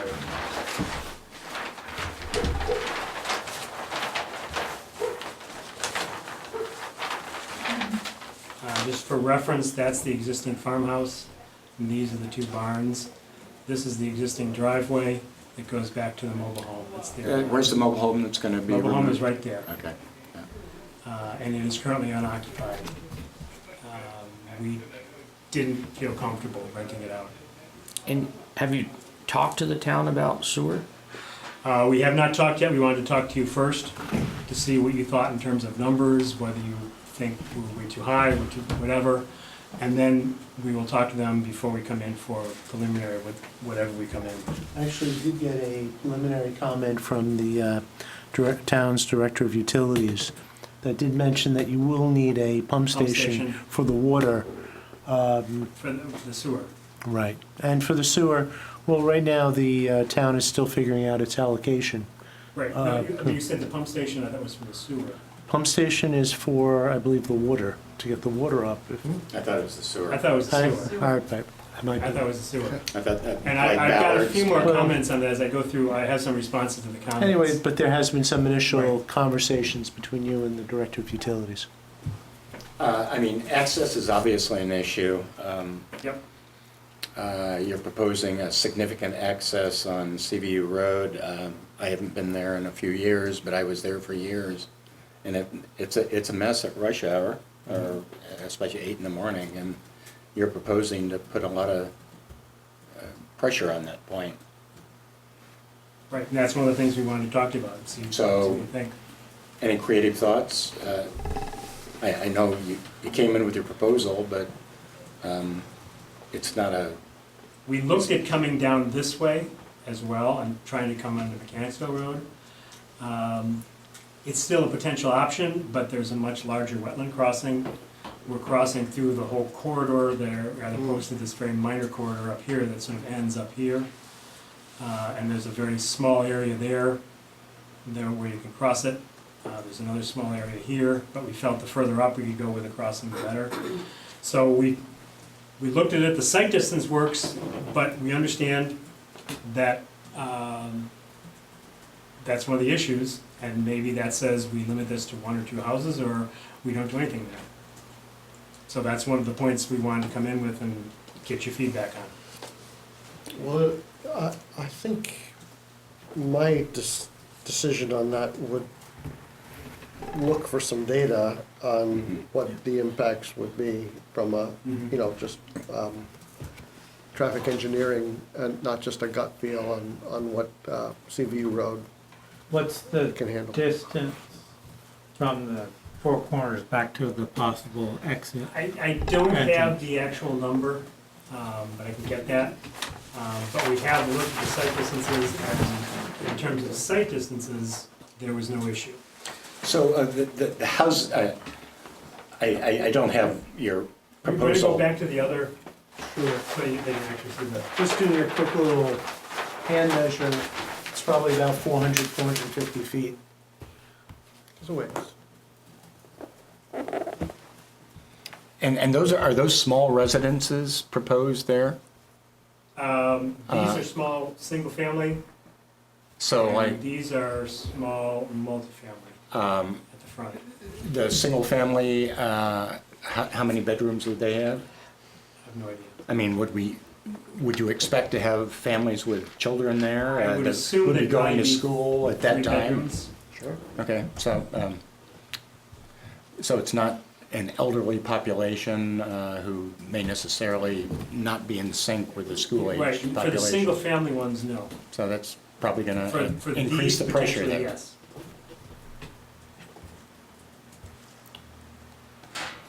Okay. So, All right. so this is showing, Mitch, this is showing a total build-out based on the acreage. This is their proposed total build-out, Which is- actually, I'm going to just steal this. maximum from- density. It's total Right. within the village district, the R1, not within the Right. R2. Right, you have well, this project, as I said in the set report, is sort of like 2 in 1. You have here the R1 area, or actually I should say it here, and the maximum you can have with a full 120% density bonus is 13. I mentioned that's kind of a little bit difficult. They may have a much easier way of getting it to where there's a total of 12. But what they're showing right here is with the maximum, if they can get all the density bonuses, with 3 units over here, as well as 10 units in this particular area. And that's where the trailer is now? Correct. Okay.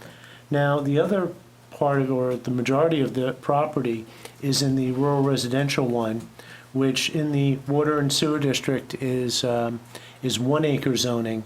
So you can get, it's 23.5 acres. Hypothetically, you can get 1 acre lots in there. If they did a plan unit development with a 25% bonus, you can get as much as 28 units. Although it looks like, it's funny, we oftentimes have been saying that to a few recent applicants, that it's not always how much you could possibly have, but whether the land constraints will allow you. And the applicant here has fit in 18 units in between the wetlands and the hillsides and so forth. And Which we think is all that it can carry. And maybe it might not carry that much. So I think it's 28, so we have 18 out of potential 28. Now, if the town told you you only had allocation for 6 houses, would you phase it in, or would you just do 6 houses? I don't know Okay. at this point. We would look at, we were definitely thinking that this is the area that would be phase one. At the very least, we see 3 phases if we did it this way, which is why we divided the lots the way they were. That this was one development, these multifamilies would be another development, and then all of that would be the 3rd phase. And then this could potentially be more than one phase too. But ideally, because this is so tight in that area, and they're fairly small units, it would make sense to do that all as one. And if it ends up being 6, then it's 6, and we probably just have 6, and we wouldn't go any further there. Okay. Is lot 2 already a lot? No, Okay. this is all one lot. Okay. So it's basically one 30-acre lot, and we're proposing at the moment 6 lots. Just for information, lot 1 is primarily wet meadow. It's been used for agriculture historically, haying primarily for the horses that were on the farm, or a meadow for the horses that were on the farm. A lot of this area was actually also hay and meadow, but that's not being used that way anymore either. This was up until about 2 years ago, it was hayed. We did not hay it last summer, and we haven't done it this summer either. Lot 2 would be the new development in this area that could potentially be up to 10, and I can, in response, I have some responses to the staff comments that I can go through just to give you more information to think about. But like, I can see that phase as being standalone, but if you did those in 2 or 3 phases, would you have each phase, it could be a standalone that if you never did the rest of the? Yes, definitely. Okay. Like if this ended up being it, that would be it. We wouldn't have, we'd probably leave it so that you could do that in the future, but you wouldn't have to. But you'd have to put in and water they'd have lines. an adequate, pardon? You'd have to put in water lines and sewer lines, all that? Yes. Just for a couple of houses? You'd have to put like a turnaround for the. That's 8 units lot right there by the road. Right, that's 8 units right there. Oh, okay, all right, yeah. So this lot would basically be the existing house and the 2 existing barns that are there. Lot 4 is pretty much most of the wetland area, the floodplain area, and a lot of the steep slopes on the hillside. And this is proposed as open space, and that's proposed as open space.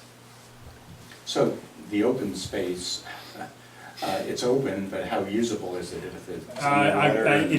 And again, in response to comments, I've got, if you, I can go over it now if you want. No, why don't you do it in your own order then? Okay. Because I figured I'm just doing your brief discussion, and then I was going to go through, brief explanation, and then go through the discussion, if that works. Sure. This is the area that has 10 possible single-family units. We would be looking, if we went into that many units in that area, we'd like to see what you think in terms of whether we make them all on one lot, whether we make smaller lots, like maybe small flag lots that are coming off of the road, or small isolated lots that a house could be built on within a larger open space. We have no clear idea at the moment which might be best or which the town would prefer, so we're ready to get any thoughts you might have on that. I think it's the banks that most often kind of dictate how the footprints are assembled these days. What we definitely don't want is a really tiny footprint that's just the size of the house, because then that makes it difficult if someone wants to add a small deck or whatever. To give you a good example, Thistle Hill has what you'd call in essence footprint lots, but they're larger than the actual. That's what we're thinking. Which gives people. Some flexibility exactly. if we did it that So, way. And those could actually be what that shows right there. That's I think about a 30 by 40, if I recall. yeah, but that's something that can be figured out later on. Right. And then the last area is, again, multifamilies.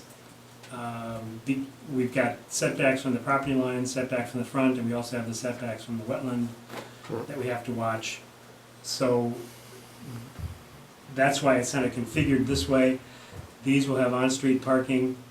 These will most likely have at least one garage with a driveway in front that can hold a second car. This preliminary layout, we looked at and supplied a copy with rough grading and radius to fire chief, I believe. And he was okay, he said he thought it would work, but as long as we meet road town standards, it should be fine. So he didn't have any significant concerns about it because I think our steepest slope was about a small area of 8%, but most of it was less than that. And that all our radius that a fire truck might need to use are 40 feet or more for this area. So we did try to take that into account as we're doing the layouts.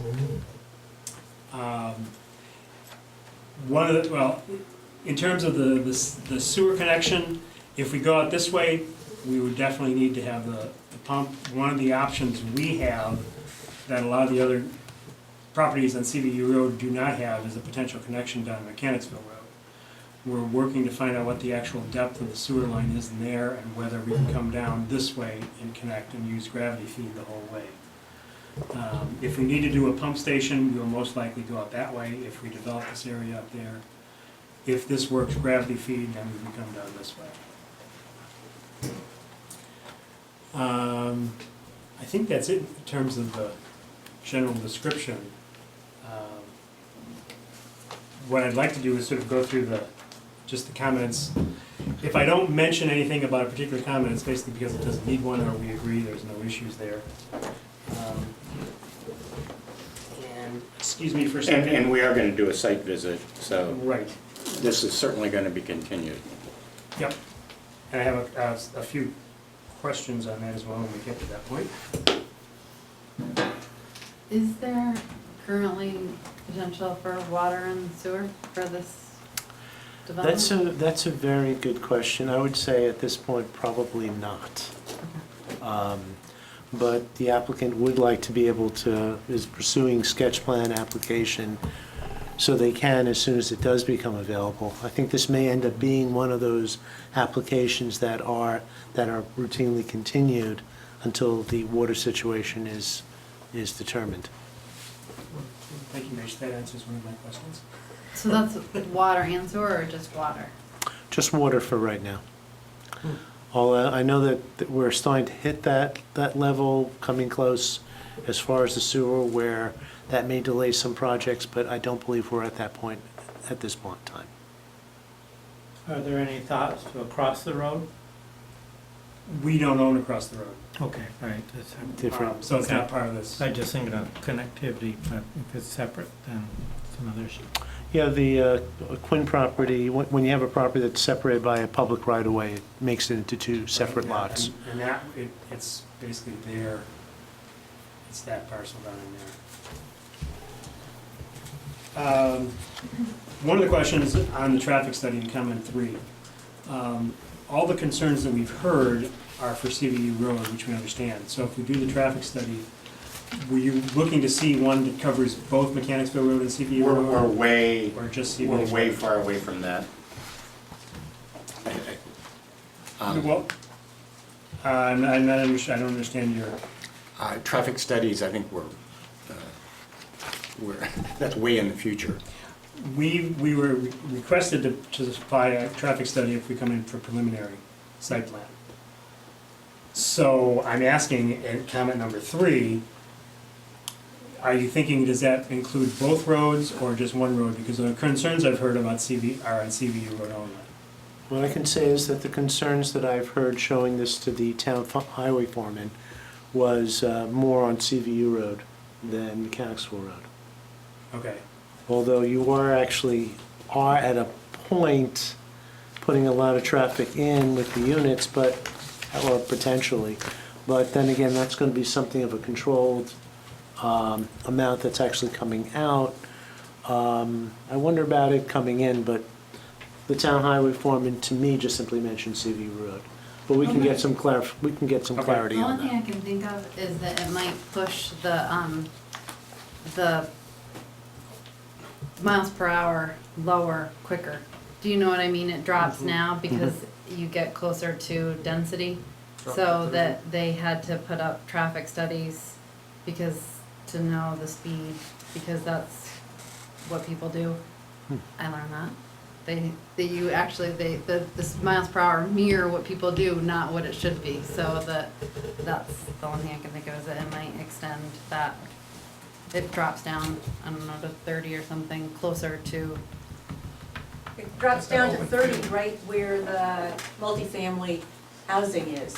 Oh, So- already? Okay. Yeah, Yeah, that's where downtown, that yeah. flasher is Yeah, the flasher is right about there. right about there. Oh, Yeah. good, okay.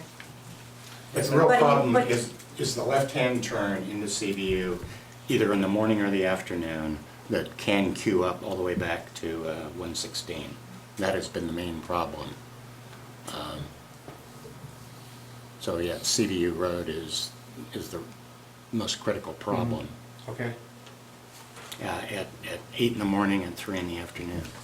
I can confirm with the town highway foreman, just to make sure that there isn't a concern on this in terms of Mechanicsville Road. Okay. Thank you. But that was the main thing that he said to me was CVU Road. We figured as we came in for sketch plan discussion, that we would show the maximum that we could do on this in terms of the bonuses. Whether we actually can get those maximum in the end, we don't know for sure yet. But it's usually a lot easier to take units out than to try to convince you to let us add more units. So we figured we'll start with that and see where we go. The only comment, or several comments on number 4. We have been looking at potential renewable energy in terms of solar, hot water, and rooftop solars for these buildings. So we haven't totally ruled out renewable energy for the site, but that's about the only way it would work. We agree with you, otherwise there's not really a lot of potential there for that. One of the thoughts we had was for the, I'm sorry, I'm blanking on the word, but the donation of some large infrastructure, or whatever, that allows you to get a bonus as well. One of the things that the zoning regulations mention is a community garden as a potential that would be worthy of providing a bonus. We are looking at, I still don't have an answer yet, as to whether a community garden, which is some form of agriculture, would work, because agriculture is allowed by right in wetlands, and especially in wet meadows that have been used historically for agriculture. What you would need to do is go to the select board and get... And check with them. Yes, to see if they Okay. would be willing to take on From your that. point of view, or doesn't matter if you make a recommendation or not, or you just talk to them solely?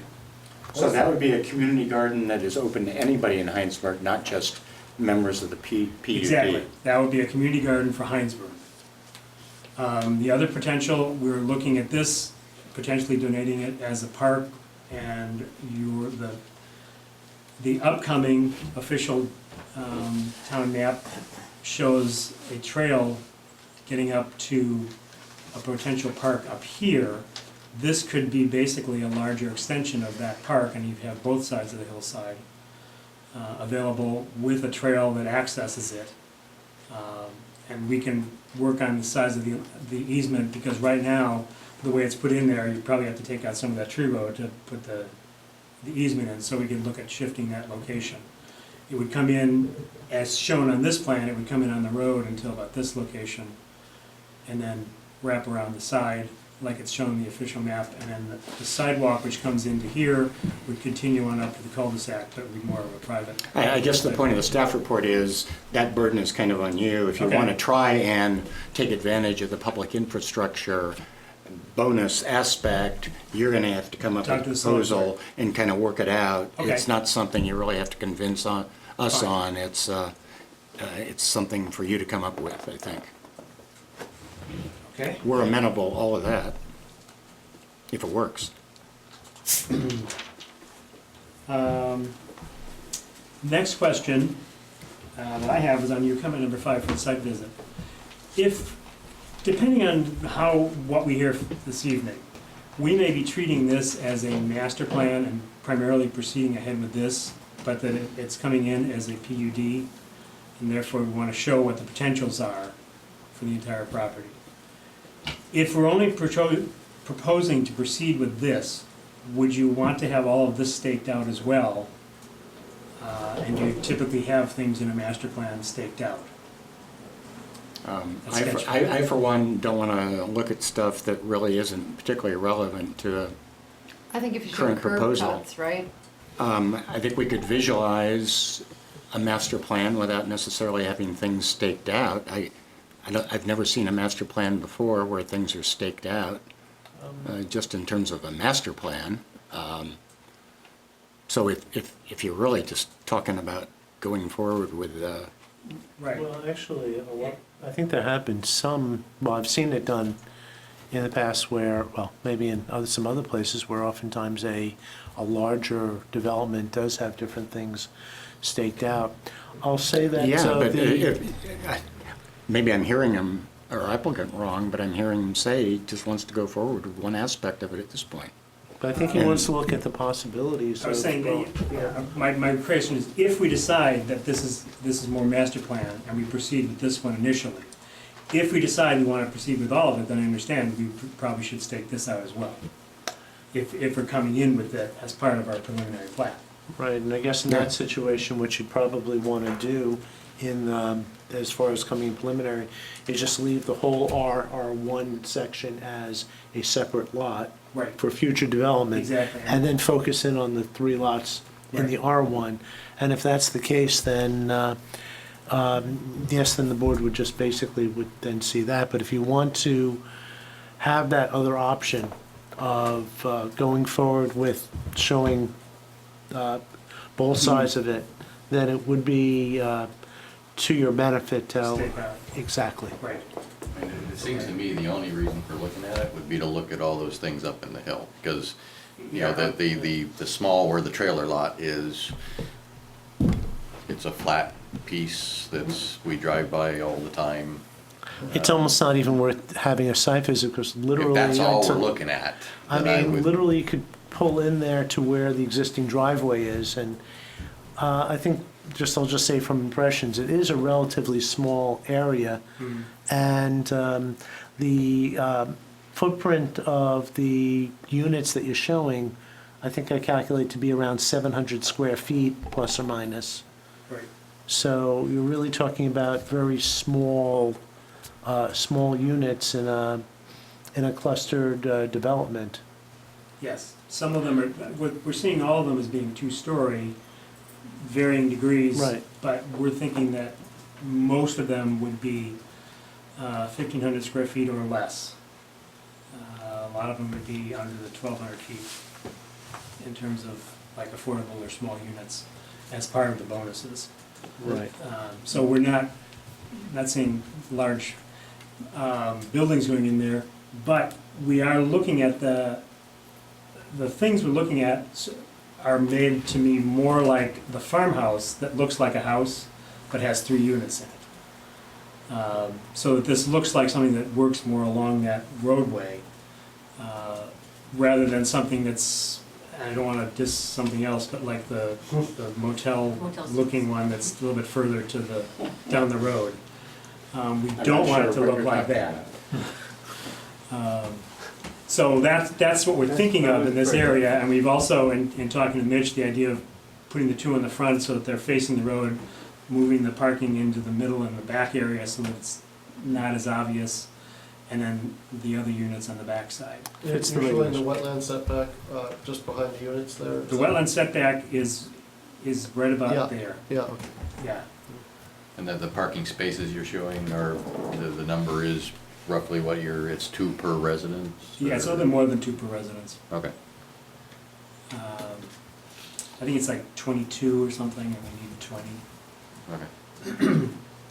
We also have the setback from the canal, which comes out a little bit further than the wetland for a tiny bit, somewhere in there. That's one of the limitations that we have there. Okay. I'd like to just make a recommendation. If you're really not sure which way you want to go on this, maybe this hearing should be continued and to give you some, after you get some feedback, to before scheduling a site visit. Yeah, because we wanted to see what the discussion was tonight, and then that'll help us decide how we want to proceed. I, for one, as a board member, would be happy to go forward with a more limited proposal that kind of leaves everything in the, I guess that's the northwest quadrant, up in the R1 air. part. The 18 units in the R1? Yeah. Just go forward with the 10 Yeah, units in the R1. to my mind, to the extent that a master plan may be required or advised, we've got a master plan here. It's not etched in stone, but it gives me a sense of what the landowner is thinking about doing with the property. And if you're phasing it, Sorry? and they're phasing it. Yeah. To do. Right. Are you using any density from the rest of the lot on lot 2, or is that? It's solely from the R1 portion of the property.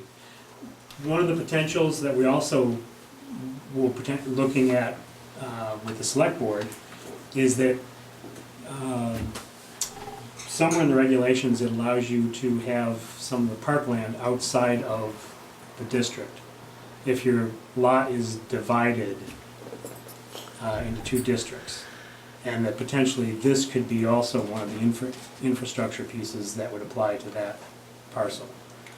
There's limitations on that, but which I'll spare the Right. details for now. May be a challenge, but I won't discourage it.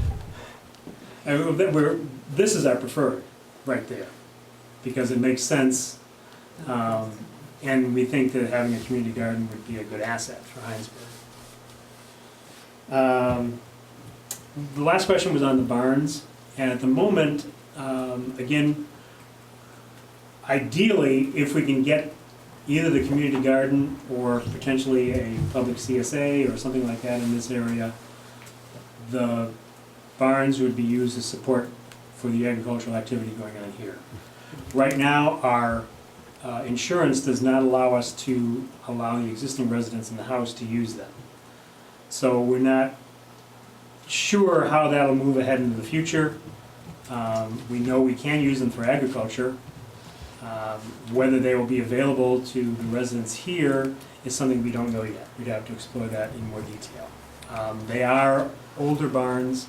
They're more than 50 years old. We would prefer not to tear them down if we don't have to.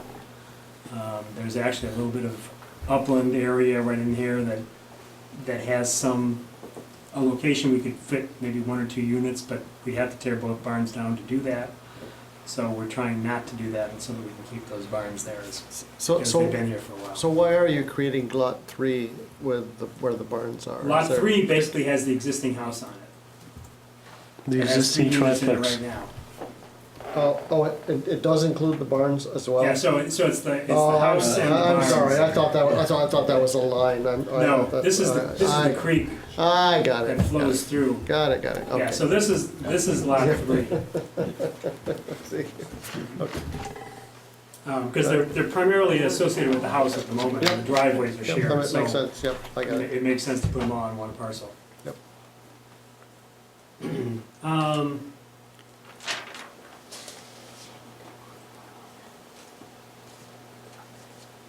think that is most of my comments, and most of the questions that I have already been answered during the discussion here. So are there any more comments from you? And then obviously see what some people in the audience. So I'm sort of have to say. hearing, we don't need to do a site visit until the applicant kind of Lets you know. cogitates on Right. all the feedback he's gotten tonight, and then kind of gives us an impression of where he or she or they may be going, and then we can schedule as necessary. My take is that we can't make even a rough assessment of whether or not we think all those houses until we walk up in that area and look at it. Right. So I mean, I don't know what they're walking away with from today's meeting as far as our take on what's possible and what's not possible. So I think they're thinking about whether just to focus on the discrete project on Mechanicsville and let everything just kind of slide for now. Yeah, but if you want to line up for sewer and water, you have to have an approved sketch plan. So I'm sure there's some Well, content. I'm hearing him say he wants to get a sketch plan for that. Is that true? I think that's. we see more challenges with that than with this. And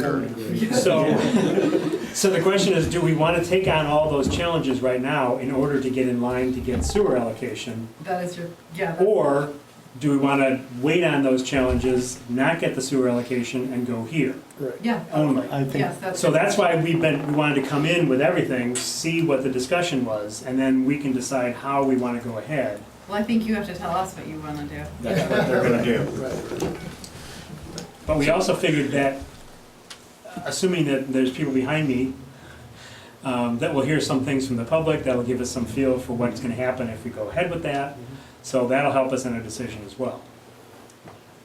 So one comment I have, and I realize we're very early, there's no engineered stormwater plans, but it seems to me, in both of the, so I kind of look at these as two separate developments. Yeah. Even the little one down there at the lower left looks to me like with all that parking lot, all the roof space, it's going to generate a fair amount of stormwater. And I'm not sure what can we just, assuming we have stormwater running under Mechanicsville Road, can you just dump it straight into that? No. Or do you, no, okay. no, So, they are beyond the 10,000 square feet. They're gonna need to do a stormwater design, an erosion control design per our regulations. to that point, there doesn't look like there's any room left on that little lot to do any sort of significant stormwater. And even to the bigger one, my concern is because of all of the area that you can't work in, all of the stream area and stuff, what would be your concept for, assuming you needed to come up with some stormwater ponds that were not put into the keep out areas for the streams, and the fact that it's on this hillside, what would your plans be for having a stormwater solution? For the smaller lot, we can do easements. There's more potential over here. There actually is some potential in the back area for smaller rain gardens and things. So we're seeing this as more of a dispersed runoff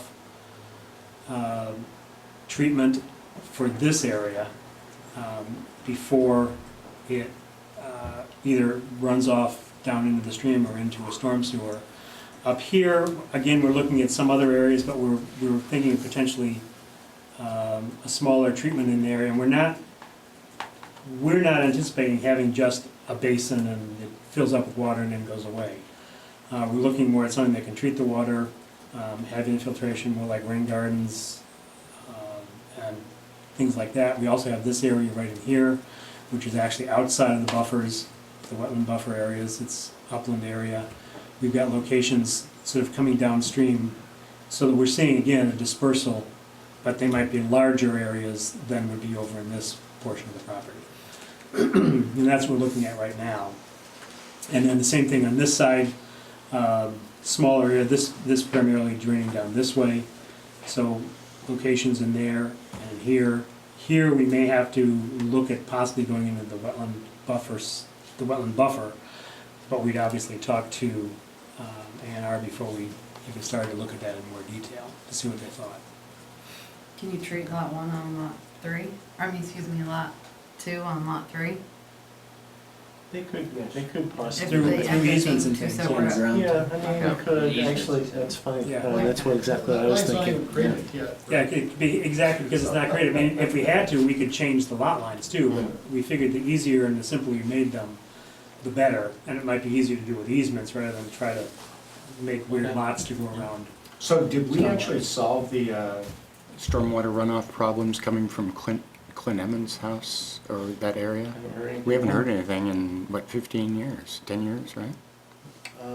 Yeah, It was a contentious issue for so long. There was an issue with them regrading, keeping their road graded as it should be per the stormwater approval, which Suzanne and I did have to talk to him about, but that's another subject. It is a wet area. So it's getting late, so I want to open it up to the public. If you could just state your name and if there's anybody that wants to speak. I'll say something. Bob Hyams. Looking at this, in context of everything that's going on, that's coming before you guys, and you know, you're more aware of it than I am. But there's a lot of, there's a lot of proposed impervious surface, there's a lot of proposed, which is gonna generate stormwater, nutrient loading, and we just have this river system which is being impacted continuously, and I don't know, so are you guys sort of keeping tabs on this? I mean, how do we know how much impervious surface all of our, the La Platte, Patrick Brook can absorb, and the stormwater and nutrients that come with it? Well, we do project by project. We don't do a macroscopic overview of it, unfortunately. Right. But then the idea of the stormwater on site is to not dump the water off the property, to get it to infiltrate, or to basically dump it at the same rate that it always shed off the property. Right, but it's... Well, actually, maybe if I could add, Hinesburg is very different from a lot of other towns. The state requires stormwater permits for new impervious of 1 acre or more. Hinesburg has in its subdivision regulations and its zoning regulations that if a development creates more than 10,000 square feet, or even less than 1/4 of an acre of new development, then it has to meet the same stormwater standards as that the state would require for something that's an acre or more. So Hinesburg has been pretty proactive on it. This particular project, even if you break it down into its individual parts, each part would be more than 10,000 square feet. I don't know if the full thing altogether would be an acre or not, but regardless, it would have at least the town review to actually meet that particular standard.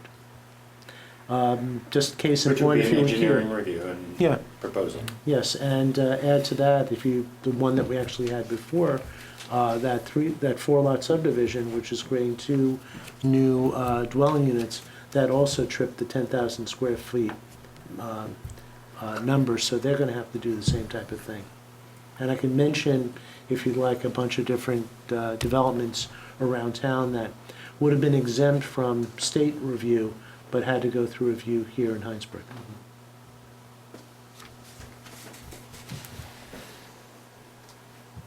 Anybody else? I'm Robert Barrows, Jim's neighbor to the north. He's my neighbor to the north. I'm south of him. I'm on 491 Mechanicsville Road. I got the double wide just opposite the big field. I have 4 to 6 inches of water crossing my lawn every heavy storm we get, and I cannot mow for weeks.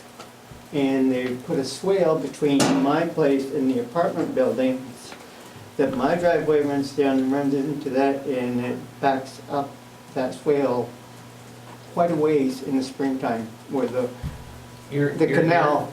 You're here? Right, that's my place. The canal actually comes up the swale because it's the pitch of it when you put in the new sidewalk is not worth anything. The water just lays in there and it makes a big mosquito bed.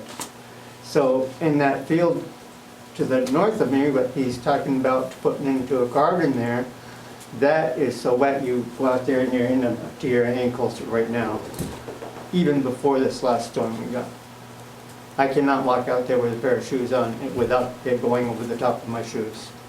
That meadow is very wet, and I'm concerned about that and the more runoff into the canal because it does creep up on my back lawn.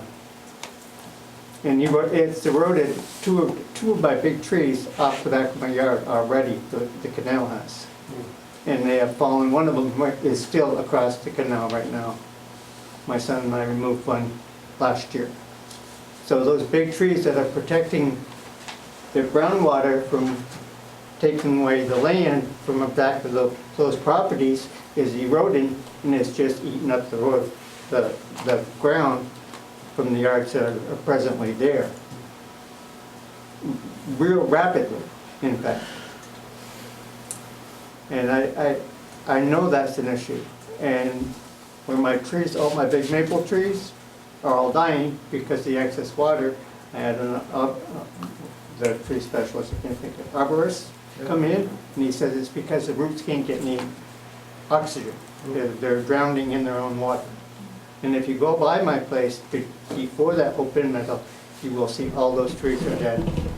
And they were perfect. I have pictures of them when we bought the place 10 years ago. They were in perfect health. So I have an issue with that, with the groundwater up there. Big issue. And with the canal. And I think it takes some deep looking into what's going to, those places are going to create for runoff in that area. I think it's only going to make that meadow worse, and I don't think it's going to grow anything in there. The grass up there right now is probably 6-7 feet tall. And we have flower beds that we can't even maintain because this is a very aggressive grass, and it overtakes everything we put in. We put in the garden for the first 3 years we were up there, and this grass overtakes it like that. You can't keep it out. It has roots on it 6-7 feet long. It's a very aggressive grass. I don't know what kind it is, but you cannot keep it back.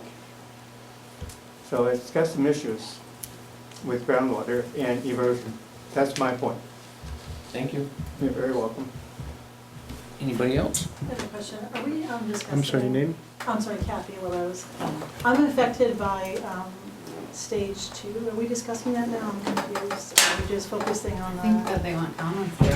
We like comments. Okay. Yeah. So all 4 of the duplexes, or whatever they're going to be, are going to affect just me personally, my view, my privacy.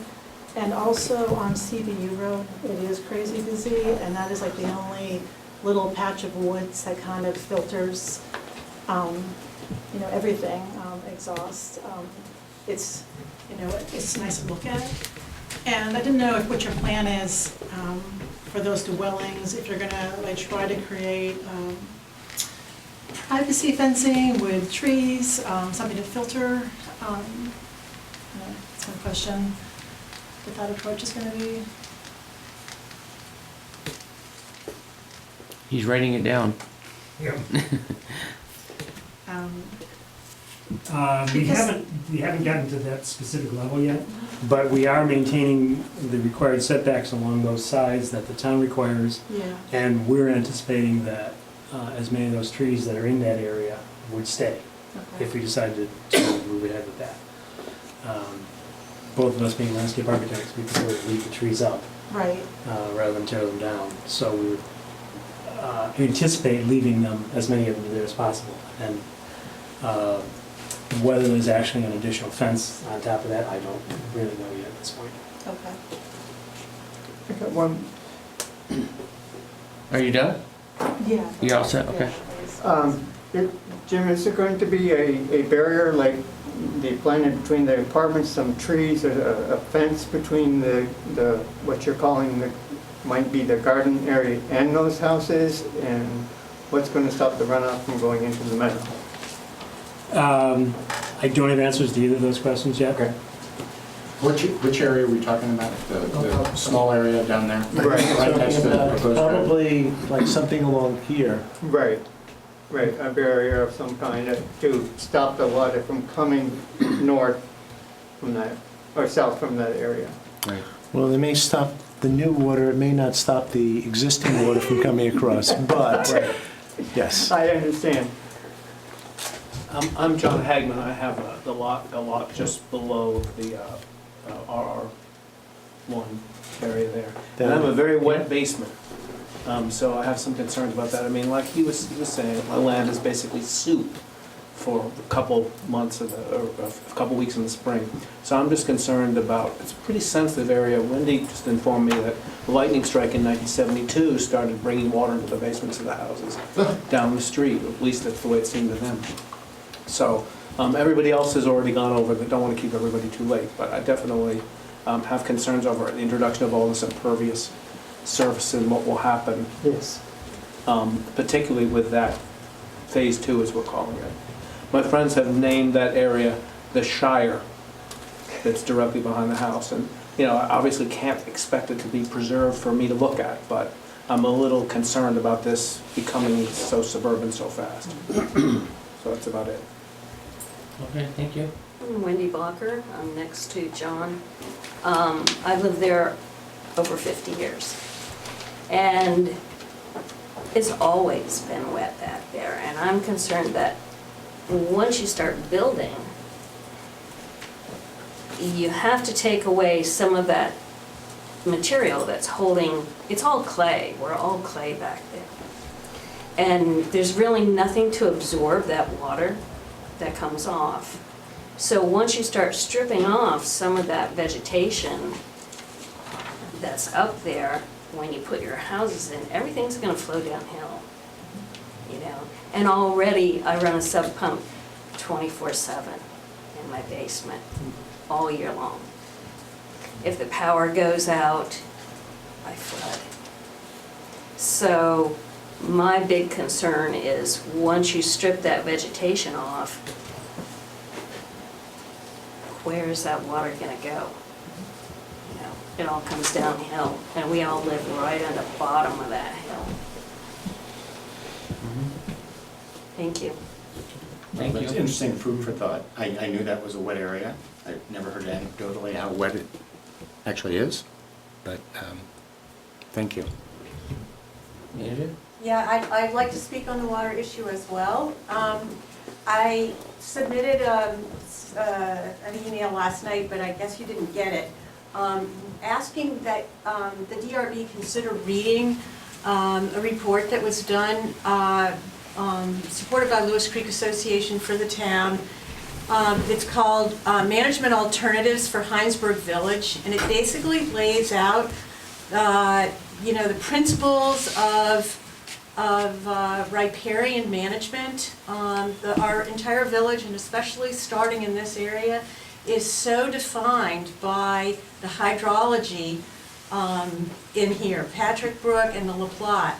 And all of these channels were heavily manipulated, and we are now paying the price of what that manipulation that started over 100 years ago, and that disregarded that rivers are moving a lot of sediment, and the straightening that went out made those streams go faster and not allowing them to deposit sediment slowly.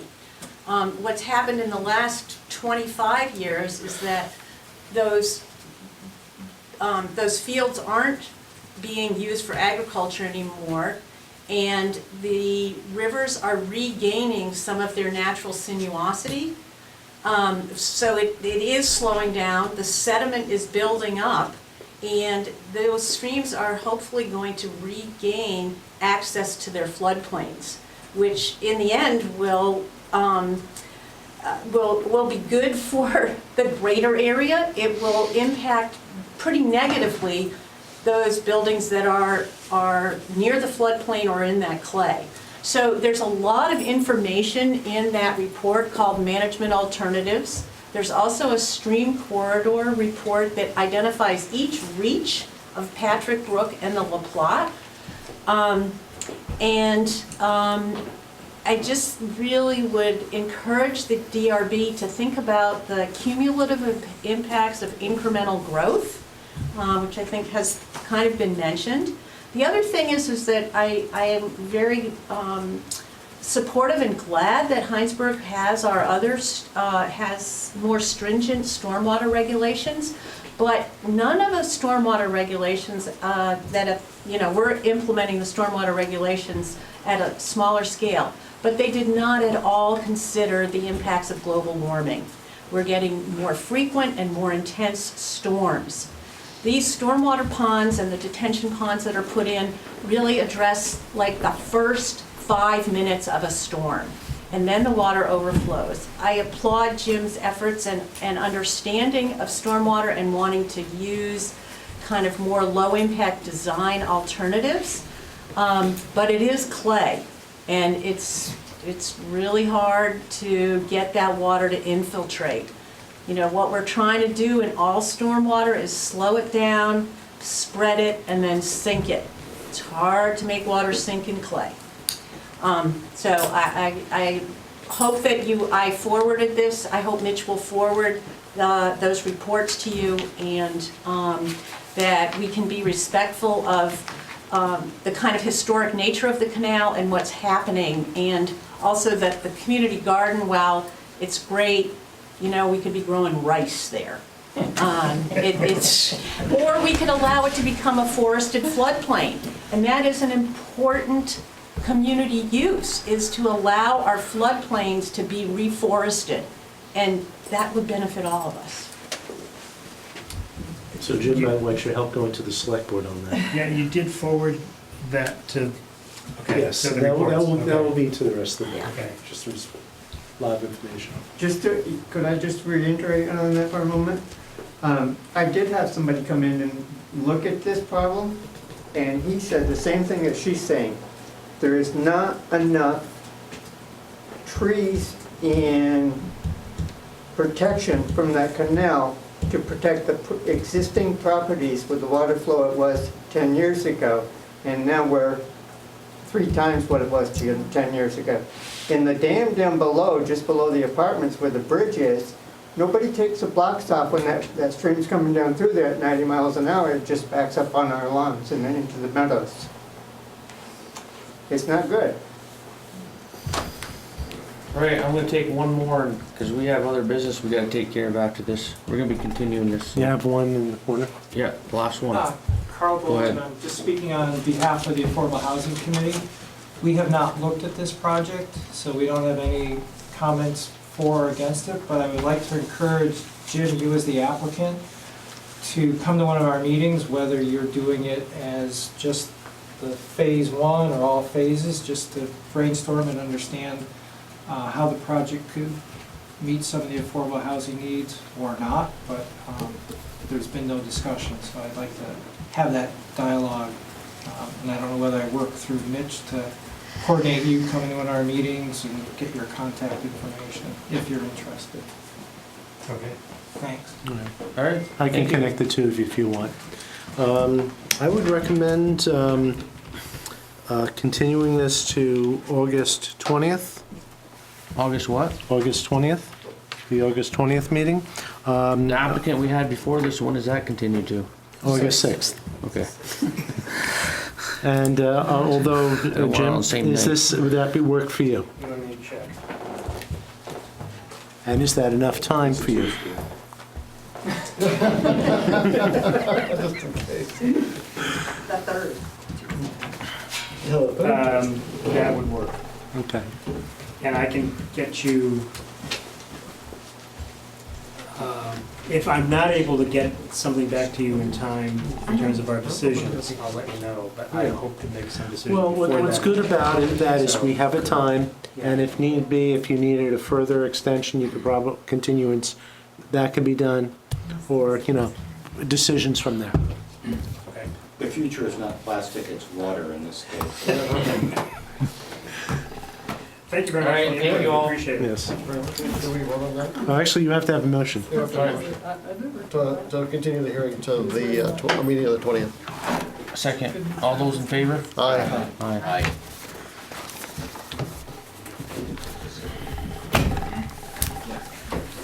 All right. The easy ones first. We have to do them all. We have to do them all. We have to do them all. No, we don't. We don't have to do them all. Or do we have to do them all? All right. Do we have to do all these? I know we have to do. Unfortunately, yes, because we have, we weren't here 2 weeks ago, and we've got a 3-week break for the next meeting. Just tell me which one we gotta go to first. Can you do the HC2 last? Jim, this stuff's done. Okay, that's fine. You're gonna stay. Nice job.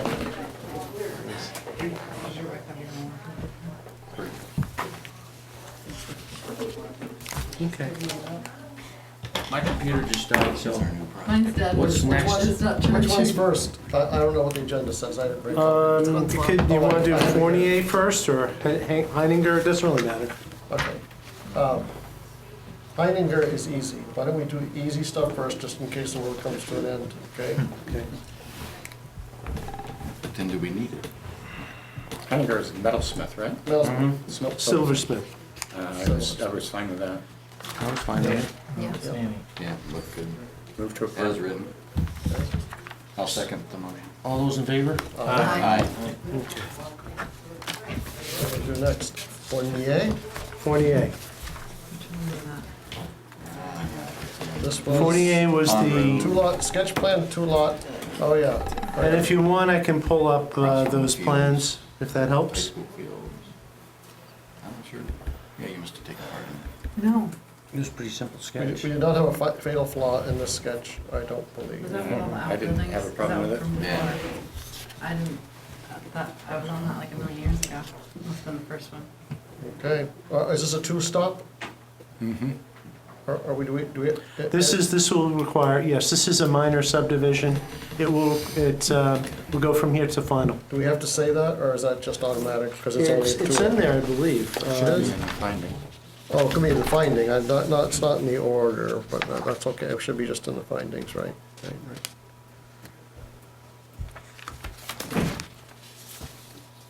Right, you got Yeah, the, the conclusion one, yep, classified as minor subdivision for the definition of Article 9.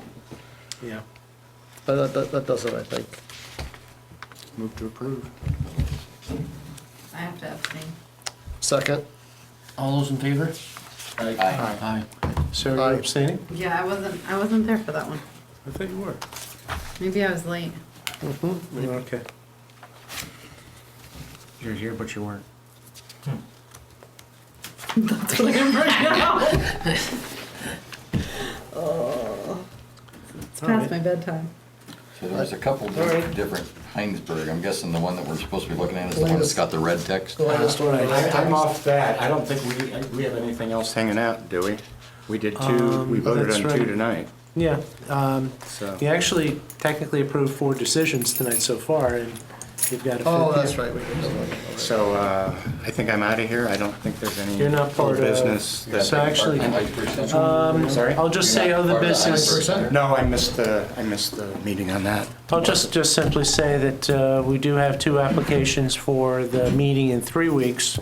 Actually, 4, we have the continuation, we have the site visit, and we also have an appeal of a zoning administrator's decision and about whether a horse farm can have certain large-scale events and such, and a very simple subdivision revision, which I'll be coming with the draft decision on. Okay. Matt? Okay. You wanna do this one last so you can read? Actually, What's the other one? that's all you got left. This is the The last only other one. one is the Hinesburg Center. I thought there were 4. There's 2 Hinesburg centers, right? Oh, No. yeah, but only one of them counts. One's Right. just. Right, it's the one with Okay, the so track that's all- changes. okay. The track changes one was based on the comments from the last meeting. Yeah, I think you captured our concerns. So I wasn't at the actual hearing for this. I did watch it on video. What, was it So- riveting? It was incredible. Sure. You guys did a great job. Take your eyes off. I think we all agreed in the last hearing, you're in on it. So yeah, I know. So Yeah. but I haven't said that. And our firm constantly works with Mike Busher, who's the landscape architect. I don't feel like there's a conflict, but I figured now was my time to, since I missed the meeting, to say so. Unless you're challenged, you're it making really money is out up there, to you you. So, I think you're fine. I mean, you cross paths all the time with things, so it's. It's gonna happen The problem with small town, yeah, not the problem. You have to the really good see thing, whatever. if it's actually you have an inability Yeah. to be impartial. Yeah. So I think I am. I just haven't, said anything. I think sometimes you can, even the appearance of impropriety can be enough to make somebody appeal it. But I'm kind of more along the lines of if you honestly feel that you can make a decision without any color to the. Yeah. I don't think we've had a problem in 10, 11 years I've been on the board. Okay. Have you? I don't remember anything. There was one time where one person was questioned, but we defended Right, her but and no told her- appeal ever came about it, right? No. But it probably would be worth mentioning that you think. Yeah, I would have said something at the meeting, but I wasn't there, and then last time I forgot. It's on the record now. I can't find on my phone because my You wanna computer's use this dead. Could I? It's a spare Oh, one. Even thanks. plugged in? It's plugged in, it's going slow because it's such a big device. And I didn't bring my electric charger, whatever that's called, rapid something. I'm glad finally the extra one is actually being put to use. Oh, I don't think we've ever actually used it at a meeting. We've always had it in reserve. I should probably get one signed out eventually. I'm so almost ready to leave paper. you're The one that almost. says TC for track changes. I'm lost. I don't even know. Is this updated? Yeah, it's synced. Should Is be. it? Okay. Is it synced or sunk? I don't know. Sink. I mean, actually, I could even pull it. I could pull. If anybody else needs, I can pull it up. I can pull it up on. So is everybody okay? Yeah. Is everybody okay with the changes? Yes, I am absolutely okay with the changes. I think he's captured what we asked him to do. And these are tall orders, by the way, for preliminary. So there's a lot of work to do. There's a lot of work to do. Well, it's a big project. Yeah, Yeah. I'm not complaining. I think it was good that it was actually able to be opened, heard, and closed. Yeah, I in mean, one I hearing. felt good Better about what give we it to talked him about. now. I just can't see it. Well, it wouldn't have been had it not been so similar to the previous one. I'm fine. I remember what we did. I felt good about it that day and what Mitch went on to work on, so I'm sure it's fine. And we did tell them to go make more green space around. Yeah. Requiring an analysis of parking for the current. Oh, and Hinesburg by the Center way, I one. was at Kitty the other night, and I was like, I'm gonna take pictures for you guys. So I did. I took pictures of the full parking lot. It was full? It was full, and I have a timestamp on it. I know my wife has complained multiple times that she's gone in there and it's hard to find a place to park. Well, So, 8:50. they went in there though. You still went in, right? Therefore, Still went parking in. worked. Did you drive?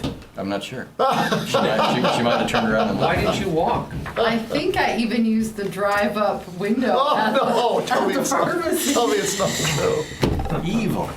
All right. So, any more comments on? No. And I can tell you that from my vantage point of where I took the picture. I would move to approve as. That's track changed. Yeah, as track changed, right. I'll second that. Any more discussion? All those in favor? Aye. Aye. And then, we're supposed to still push through even though we don't have water for these places. I'll just say that I've gotten some preliminary information regarding water for next year, and it doesn't look pretty good. Doesn't look pretty Doesn't good. look pretty good. I mean, keep in mind that It doesn't look like pretty Hinesburg Center 2 already has an allocation. Haystack has already a certain amount of allocation. There's a certain amount of allocation in NRG, which, by the way, I do have an And application. Haystack has that because of their appeal. I think it's Because they more won than that just the appeal. appeal. I think it's part what they had before, which I think was part of the appeal, and also part of it from the well and the agreement with the new well. So they've got a certain amount, so, but it's gonna be very, very hard for Donovan and O'Donnell at this point to really go forward quickly with a lot of, they obviously couldn't do the entire thing, but they Can they do could, 13 units or whatever those are? it's to be seen. The point is, you can't be in line until you get a sketch. though. So- I thought a sketch didn't even put you in line. It doesn't give No, you. a sketch puts you can't get for a subdivision an allocation until you have a sketch approval. Right. But if you come to a preliminary or a final without the allocation, according to the ordinance, the Development Review Board is required to deny the application. So, We've been there. yeah, Does sketch expire? it expires after 6 months, but you can ask for a And you don't get your, Consent you don't is get your rather foot in the used. door until when though? You don't have your foot in the door until like forever. I mean, even like future until final, Well, right? we're gonna have to deal with this at some point, because if we have approved sketches and they're held up because of allocation, but they can't ask for an allocation unless they have a sketch, then it seems like. We're gonna have to stop giving extensions, Well, it's gonna be uncomfortable. how do you stop giving extensions when that's the case? We're gonna just have to say, because zoning's gonna change, we can't just keep giving extensions. Well- That's always, and we've always had a really liberal extension So we policy. have to deal with that. Isn't zoning locked in? Well, they should be able to bring the sketch to to get deemed complete the preliminary. town and say, is there allocation available if my sketch plan passes? That's a simple question, right? But that's not how, that's not how they're, that's not, Right, but that makes Is sense. that- Why are they asking for the extension? It's Doesn't because it? they're not ready to move forward with the development? If, probably because if we're my on the sketch water. plan passes, is there enough allocation? well, so That why should be would a you move simple forward with a answer. development if you don't have allocation of water? You're spending money for nothing, so it really, that really has to happen. And also they're Water, paying to but- maintain Thank you. what they have in certain terms of. You got the allocation after sketch. Oh, Now, if you, now if there isn't any. no, that's right, they're simply waiting for allocation. Can I come in sometime, because my my thing's all messed up. We could, Oh, Alex is on I got it. vacation this So week, so. Thanks. you might They wanna asked for come allocation. back They in. said you couldn't. He's more the expert on Couldn't get it. that. Anything else? I think they just No, swallowed them just off. simply, I've got 5 decisions, I'll probably have them ready tomorrow. Just Yeah, at some point you have to say, Yes, I'm working Just tell on me it. a good time, and It's it really needs to be. right, at some point you have to So- say you can This week, come. especially with tomorrow. Heinsberg Center too, getting that out. Yeah. No. in the If you can send me an email. Thursday's no the- water. I think all we my can do stress is test. Okay. Okay. And that's sketch when plan, it's up they to them to schedule Sure, a Wednesday, cardiac right? rehab and So you're They don't gonna get Set out up of a the rehab. They don't wanna Okay. wait, they let their parents I'll be just there, follow I it. can be in the They office keep at going, we're 4 fine. tomorrow. If it takes 10 And the good thing years, is my it's wife fine. wants to do it with me, I'll so send you one. we can both get some You don't get exercise. locked in zoning rights till you get a All right, primary move to application, so it's like- What'd you say? She can, so Move she to can go for adjourn. free. Oh, that's awesome. Yeah. And they treat it as a buddy, you know, somebody there.